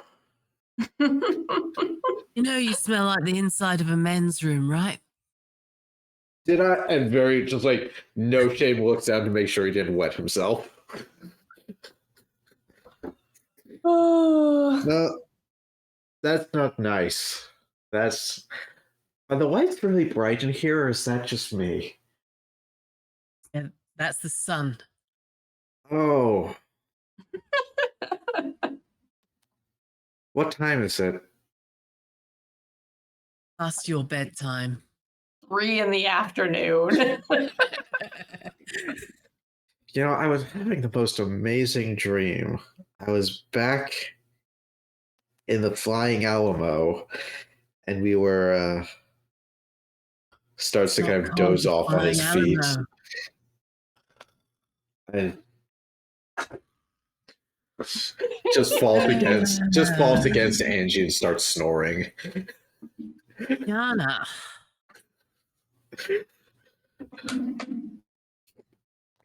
Stand there and wait for dude to come back then, I guess. Yeah. Echo, are you staying in the bar or are you following everyone? I think knowing that everyone's going to reconvene back at the ship, Echo's going on a little bit of a wander around the area themselves, actually. Okay. So I'm going to start with Landon because he left earlier and then get to Echo. Jude, by the way, Tenzin's bill was completely paid for. They were forcing him to pay every single drink because they did not trust him. Oh, no. Excellent. Yeah. So you don't have to worry about paying a tab or anything like that. But Landon, where specifically are you wandering? Where are you trying to go? Well, first I'll just wander sort of like a tourist, and then the first time I reach a corner, I'll pop up my hood and begin to try to move undetected into other alleyways off of the main. I'm looking cryptic bookstores that maybe have a little bit of a religious or a culty flair to them is where I tend to find other people who wear robes such as my own from time to time. So that's where I'd be headed. Okay. Go ahead and roll perception and alertness. Perception and alertness. Oh, lovely. I also am trained in moving, well, not trained. I have moving undetected under cover, if that helps me at all. But that's another 3, a 1 and a 2. Oh, no. That's fine. I'm just happy to be here. Yeah. You're realizing very quickly that this isn't like, not to generalize planets, but this section of the planet doesn't really seem to be your kind of vibe. It is a lot of like mechanic shops and kind of more lots of CD bars, lots of them, little corner kiosks and things like that. Like you can easily grab something rather tasty from one of the corner kiosks for 3 or 4 credits. I'd love to step into a mechanic shop and attempt to buy anything that could disrupt the engine of a larger ship if it was poured into it or attached to it. Just something I should definitely not put into a cruise ship. And then I want to buy it so I can make sure I never accidentally put it in a cruise ship. I've got a little money. Yeah, you do have, you have about 800 credits, well, less one. So you have a decent chunk of change I have in your about pocket. 400 credits to give back to the captain. Mm-hmm. Yeah. No one checked how much was in that envelope before you took it. Mhm. So he'd just kind of inquire, like, is there some sort of, it's a plasma grenade that just shuts down all electronics. It'd have to be something small and easy. If they didn't have it, he would just move on. Well, if you're looking for something that pours into an engine, that is one thing. But let me pull up. I have the lovely organized thing that one of my players in my big game has. Gears and services. Yay! Let's see if I can find it quickly. That was the question. You definitely have these. You do not definitely have these. Let's see. Tools.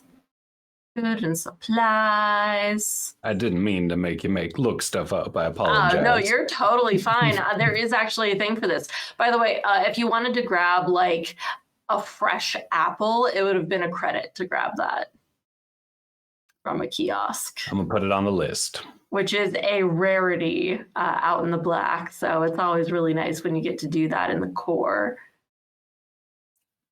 I'll probably buy like 20 of them. Let's see. Is it a mag charge? I want to say it's a mag charge or something like that.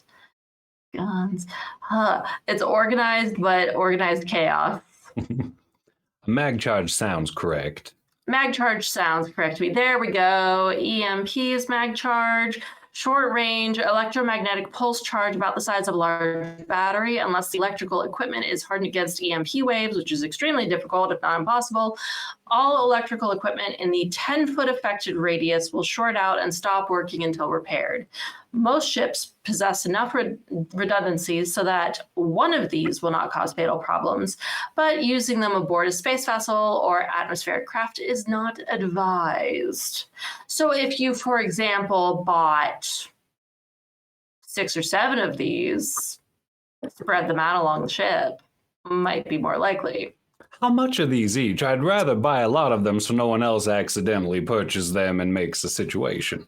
Yeah, right. And this is like a reedy looking guy, hair like, just kind of slicked back, but it's not with oil or anything. It's with natural oil. Like he hasn't showered in quite a while. And he's just kind of grinning up at you and like, yeah, of course, right. These are 27 credits each. Is anyone else in this space but us? It's just you guys. Why don't I give you 25 for each one and you just keep your mouth shut about it?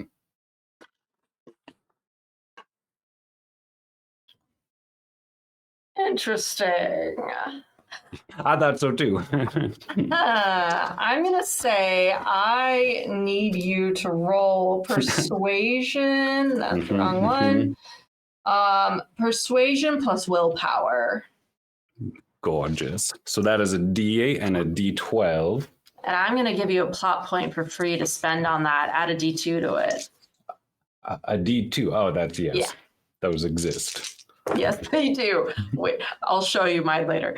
9 plus the 2 on the D2 for 11. Okay. Okay, gotcha. So that was the combined roll plus the D2. Great. Got it. Incredible. 11. He looks you up and down, kind of gives a shrug and says, how many are you wanting? Oh, I'll take 8 from you, my fine friend. We can deal. 200 credits then, correct? Oh God, you're making me do math. 25 a pop, I believe, is what you so humbly had offered me. So long as my brain is not braining right now, so long as that's actually correct. It is, yes. Yeah. Perfect. 200 credits and they're all yours. So that leaves me with 599. Yes. So I'll give 500 back to the captain, and I'm gonna go buy 40 apples or so. Sir, you are a walking math problem.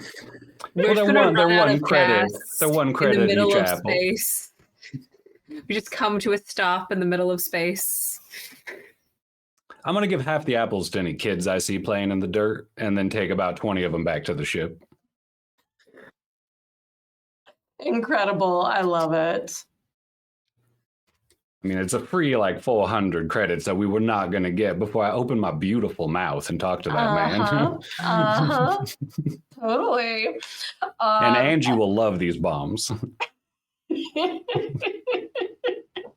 Yeah, so you have 8 mag charges. Reminder, I can do words. Reminder that they have a 10-foot radius. But if you say spread them out in the cockpit or in the engine room and things like that, set them all off.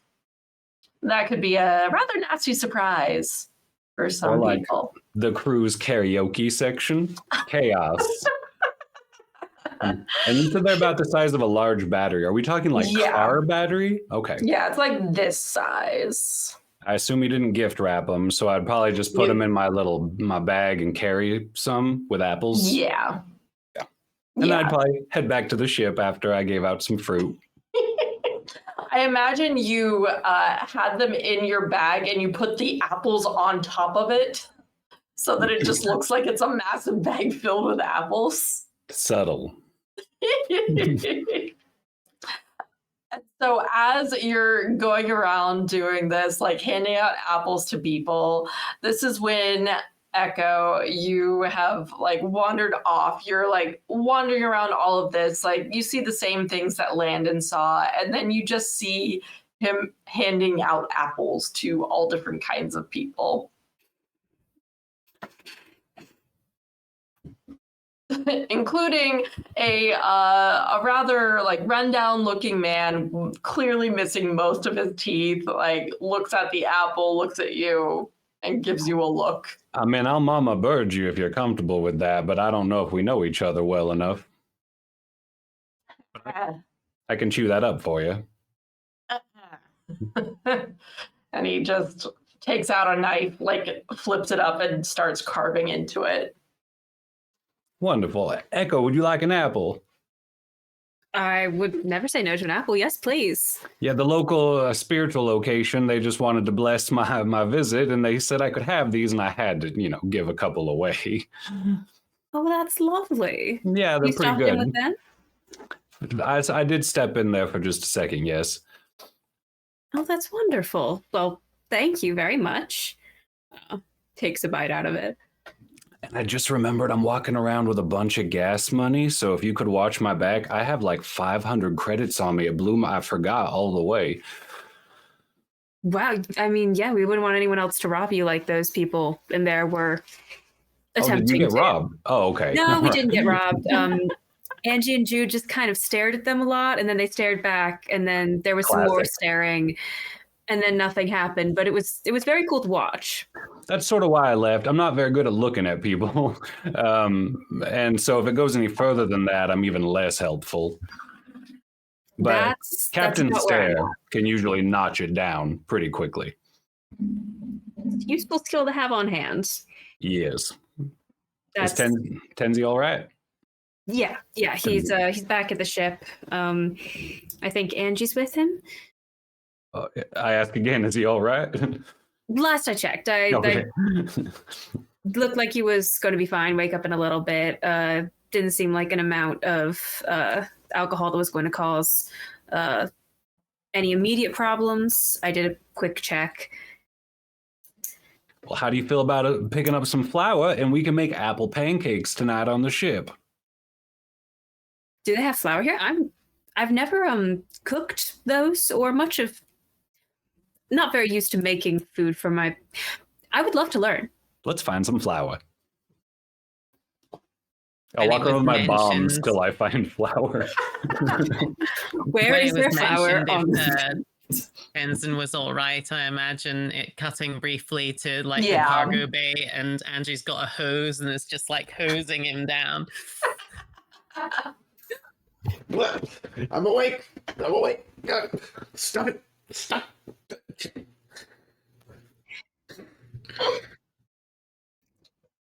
as we're going around, I presume, from place to place on the quest for Yes. Flower, most likely, I think Echo is also, how subtly this goes by is a different question.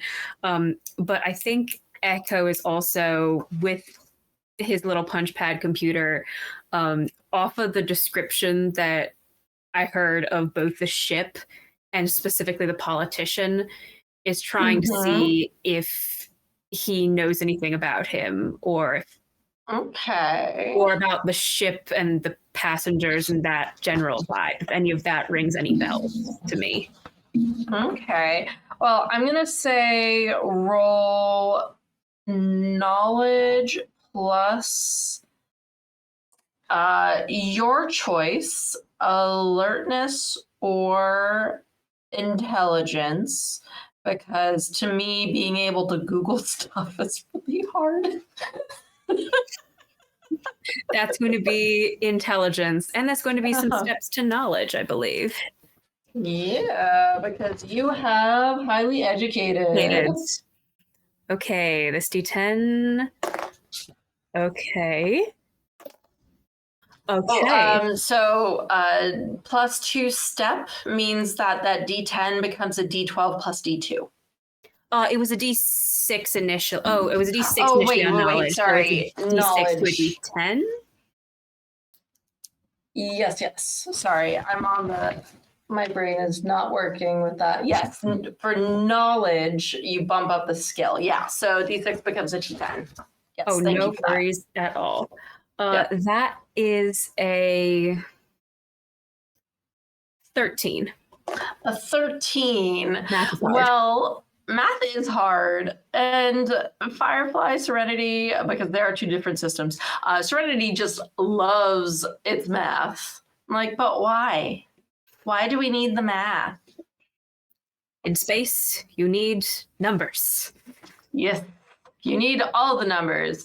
And I am going to provide for you because I have it, I'm going to provide for you a photo of Sir Lucius Winthrop in the Discord server. Oh. That pops up immediately.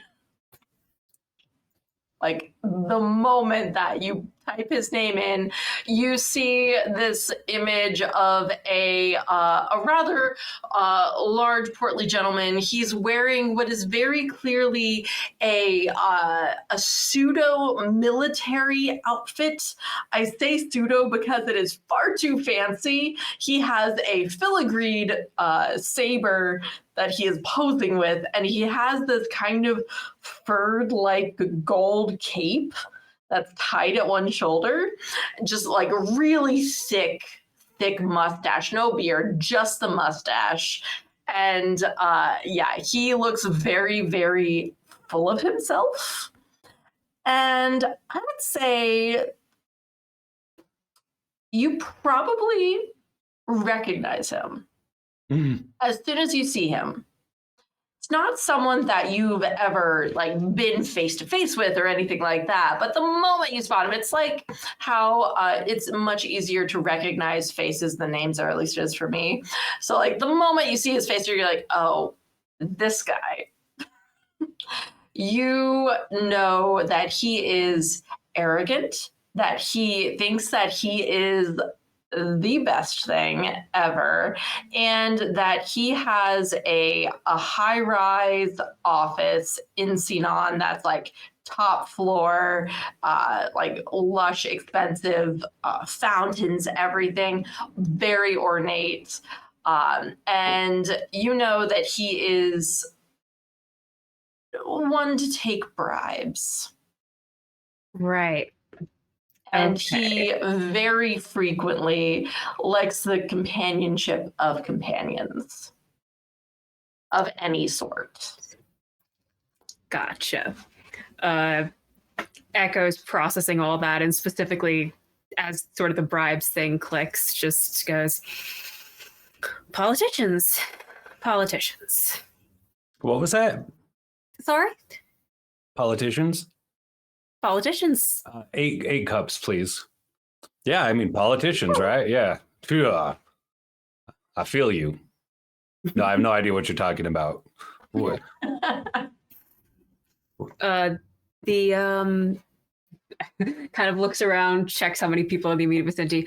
The subject of our latest, wherever we're next headed, To the just doing, cruise.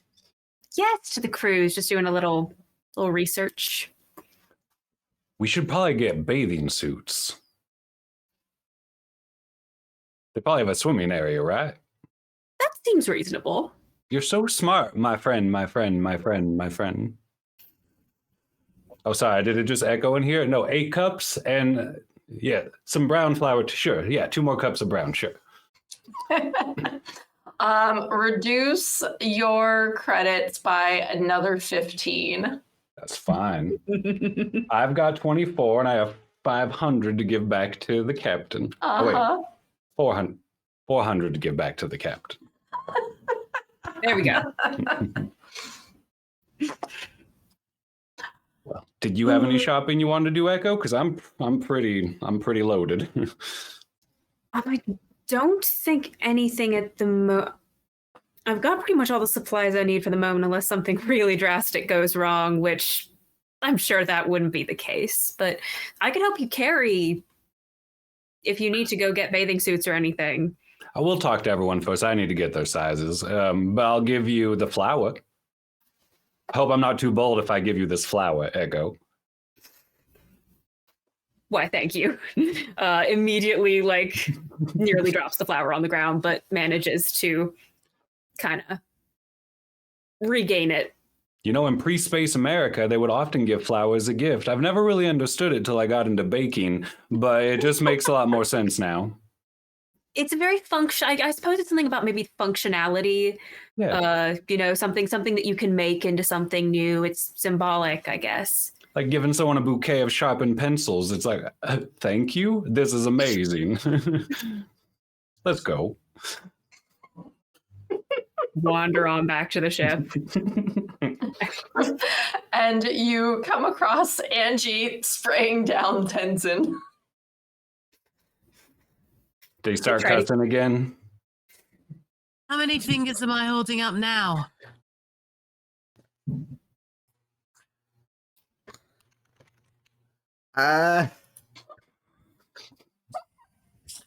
Just gets bold, like tail over tea kettle, just Shake my head. Pancakes for dinner and just walk in. the hair is finally straight though. The hair is finally like down. Echo like guards the flour from all of the water. Not a bad shout. Okay, I'm up. You're showing me the requisite number of fingers attached to your hand. Let me. Where are my dry clothes? Probably in your room.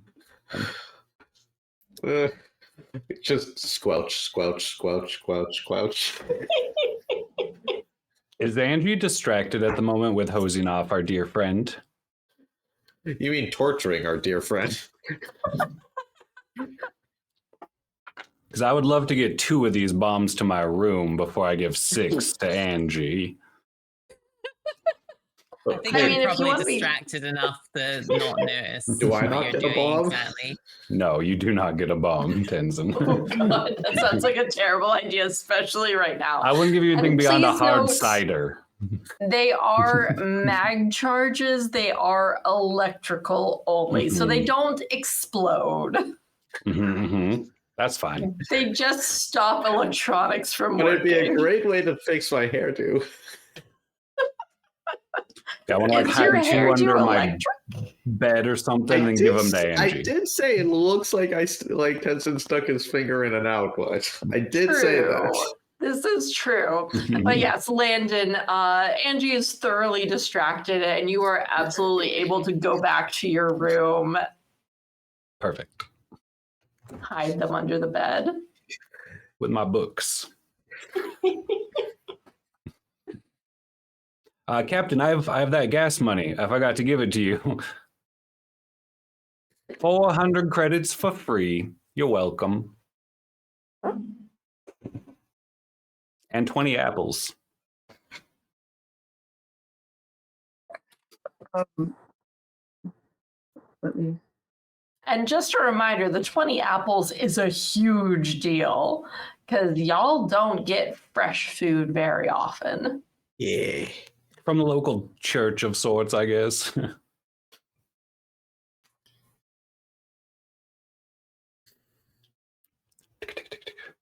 Can I that the captain ditch? Sorry, I Like- didn't hear that. I cut out. Can the captain have wandered off to do shopping while the hosing was going on? Totally. Is there something that you would want to do? Yeah, go for it. The captain would just pick up like random equipment. Mhm. Since they're going to the casino, he's going to pick up, like fancy clothes Okay. and one fancy knife. Okay. I'm going to say I'm going to have you roll perception plus alertness, and the number of difficulty steps that you hit is the number of items that you are able to find. Okay. Perception plus alertness. Let me just find my sheet again that I lost. I mean, I didn't lose it. I just Yeah, no worries. Your perception is a D6. Oh, yes, you do have 2 specialties that I did not write down. Let me see. What do you have as your specialties in perception? tactics and hearing. Hearing. Okay, yeah. Well, hearing may be if you're like trying to hear about shops. It's pushing it a little bit. So perception is a D6 plus your alertness is also a D6. Okay.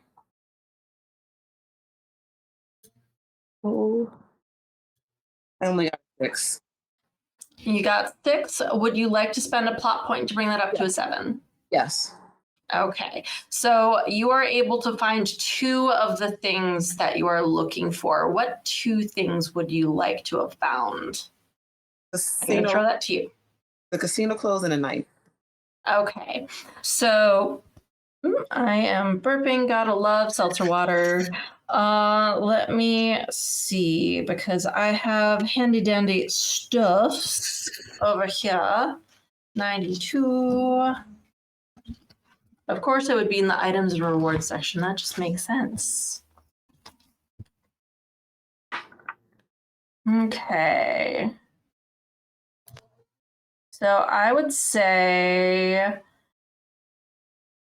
interesting. So it's not only a dagger that you're able to find, but it's actually got a stealth sheath. I forget the exact name of it in Serenity, but it's one of those sheaths that the weapons detectors do not find. And this particular weapon is going to cost you, let's say, 20 credits. Nope, not a problem. Okay. So you've got that, and the clothing, are you getting clothing for everyone? Yes, I am.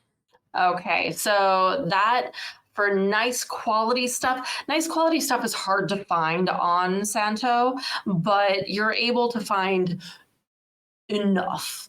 And so you're able to find decent enough clothing that you think is going to suit everyone to a degree. And that is going to be, let's say, another 60 credits. Not a problem.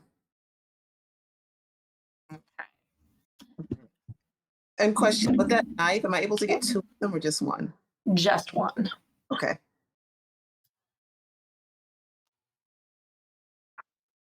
And then I will head back to the ship. I'm actually going to give the knife to Angie. I love it. And I hand it to her as I walk by. Just takes it wordlessly, glances across at Jude, flips it in her hand, feels the weight of it, and just nods appreciatively. I run out. Don't do it. He won't drink that much ever again.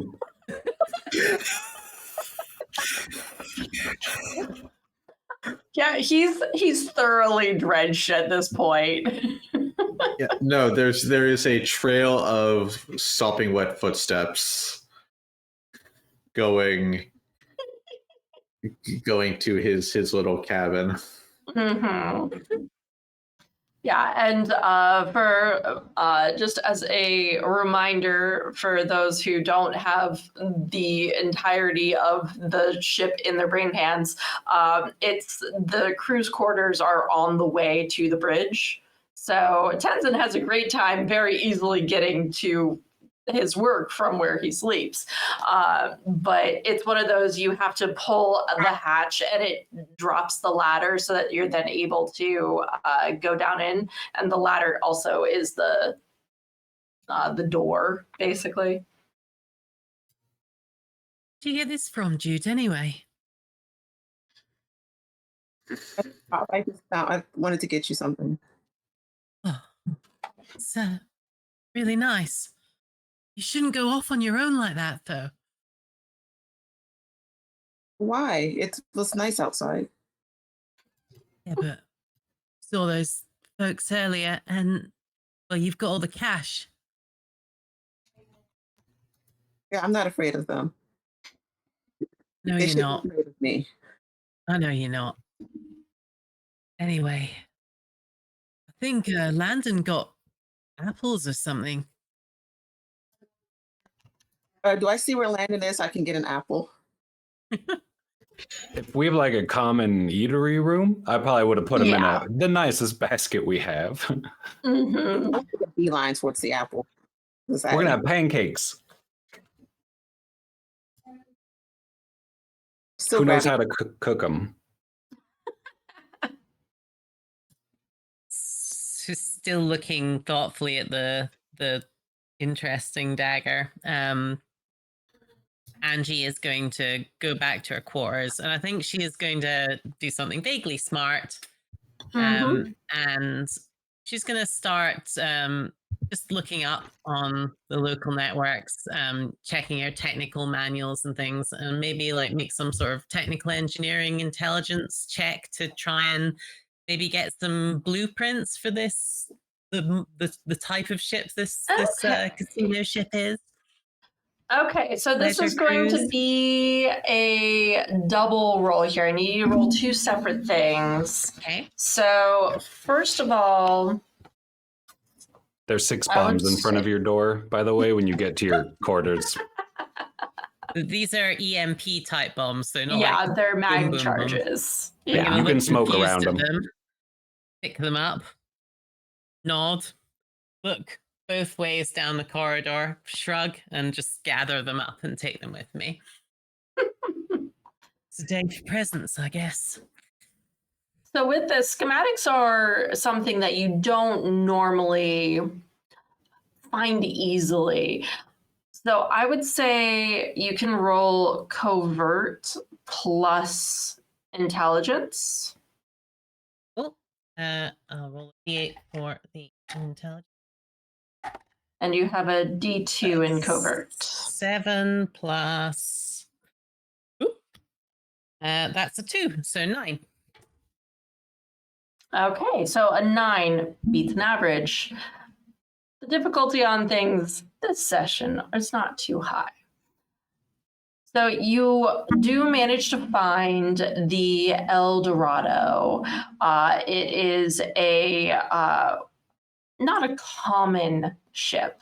It easily is able to hold about 50 people in very nice accommodations, and an additional 20 people in less nice accommodations. And so you're able to gather a little bit of information about it there. And then what else were you looking for? I think I just want to get a lowdown on like the sort of passages it has, possibly where the power supplies are. Okay. If there's any sort of potential secret routes from various bits to another, or things that could be manipulated to use for that purpose. Okay, so then technical engineering and intelligence is your second role. That is a 6 plus a 2, so that's 8. An 8. Okay. You're not able to get the full schematics. That is something that is unlike a Firefly class that is the most common transport ship. This is one that is much more locked down and private. And you never know, one ship might have different mechanics and things like that than another. And so you're able to get some of the basic schematics of what you think are right for the El Dorado, but there's no guarantee, and you're definitely going to have to double check that once you're on the ship proper. Okay. But you're able to get something, and that's the important thing. So... Yes. Can I say that Jude does make sure everyone gets their, if I did the math right, 250 credits and their clothes. Mm-hmm. I'll only take 250 of mine can go back to the ship just because it's good for me to tithe. It's important to my heart. Thanks for the gas money, by the way. We really need that. Anything you need. We've been given a hydrate, just FYI. Don't have a drink. How dare? Hydrate or dihydrate. Oh, I always say hydrate or die straight, but that's me. I do have a hydrate or die water bottle somewhere. You said that right as I took right as I was about to swallow it. And also, you can torture me, you can kill me, but I will not die straight no matter what you do. I've seen 7 years in Tibet. Thank you very much. And I'll be honest, I think that that's a really good place for us to stop. Anthony Hopkins, I know, he does it. Not just Ending on looking such a beautiful note. looking at the time. I think that this is the perfect time for us to stop the session for today on such a lovely high note of Hydrate or Die Straight. As you are all beginning to plan and plot for the events to come, I will say one of the things that you know is that Ariel from here is probably about a week journey away to get to where you know the El Dorado is going to be leaving. So you still have, that means, besides that travel time, 3 weeks to plan, as it is not set to go yet. About a week? That sounds like a challenge. I mean, hey, if Tenzin rolls high enough, you can go for Harburg without it costing that much gas. But in any case, we will continue on this journey next week. Thank you so much for joining us for this first session of Into the Black. Stop on by, I can do words, next time to see what the crew of the Halo gets up to next in this very chaotic game. So I will start the outros. So hi, I'm Anya. I've been your storyteller, your GM for this session. I am a professional game master. I actually run Serenity weekly. I have a lovely campaign going, and if any of my players are watching, they absolutely recognize a certain NPC or two that I had in this session. Well, 3 of them would, but in any case, so I am going to be hopefully on stream tomorrow playing more Pokemon Red on my Game Boy Pocket, because I am one of those types of people. And I am not doing any other stream games other than this one. And then, yeah, that's all y'all need to know. I'm going to be working hopefully on my Empire dress next Tuesday. That's the other thing that I'm doing. Hey, let's go around doing the same order. Janie, what are you up to? Where find people? Hi, I'm Janie. I played Jude today, and Friday I'm gonna have to put it on my Twitter, which is JaniePop7575 or JaniePots on Blue Sky. I do have one thing this week, but then nothing else until this next week, I believe. And I just had a great time today. Thank you. This was awesome. Perfect. I had muted myself because I was typing. Next up is Rara. Hey, I'm Rara. I was playing Landon Cornflower. I show up in games. You can usually find me under Rara somewhere. I run a little sad sack podcast called The Heart is a Dungeon, and we're about to start our second season with a cast of like 18. Just So a few people. I did that to myself. Yeah. Hey, Emma, you're up. Hello, I'm Emma, playing Echo, enjoying running around in space. Not on any other streaming games that I know of at the moment, though you can find me back here same time next week.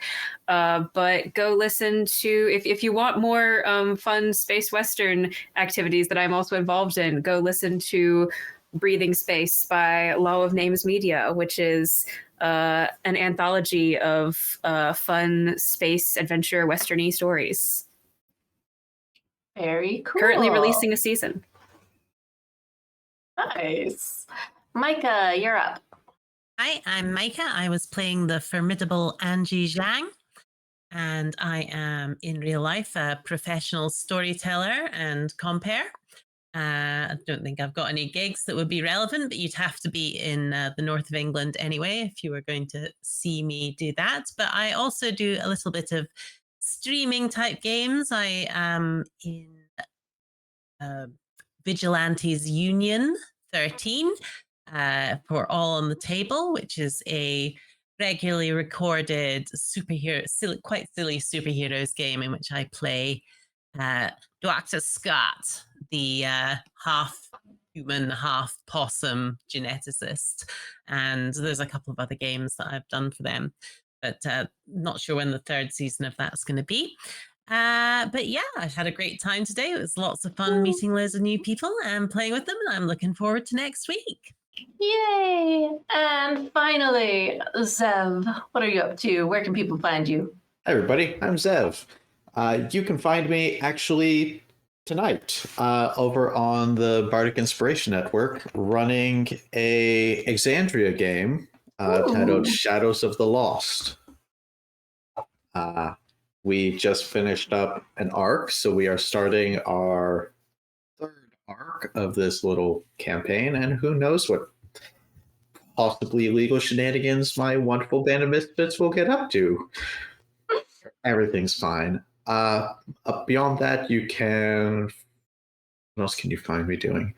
You can also find me there every other Saturday, but we're taking a break playing a game of Candela Obscura. Hey! Oh, my jaw cracked when I opened my mouth. Sorry.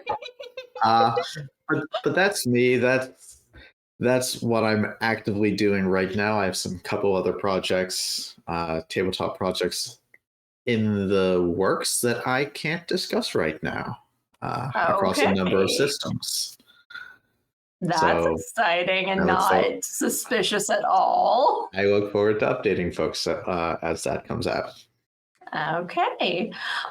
So just a couple of quick announcements before we close out. We went rapid fire with that. I was expecting it to take longer. So, oh, by the way, Lalion cosplay everywhere. I forgot to mention that. So support marginalized creators. Follow us on Twitch, Twitter, it's still Twitter to me, YouTube, Instagram.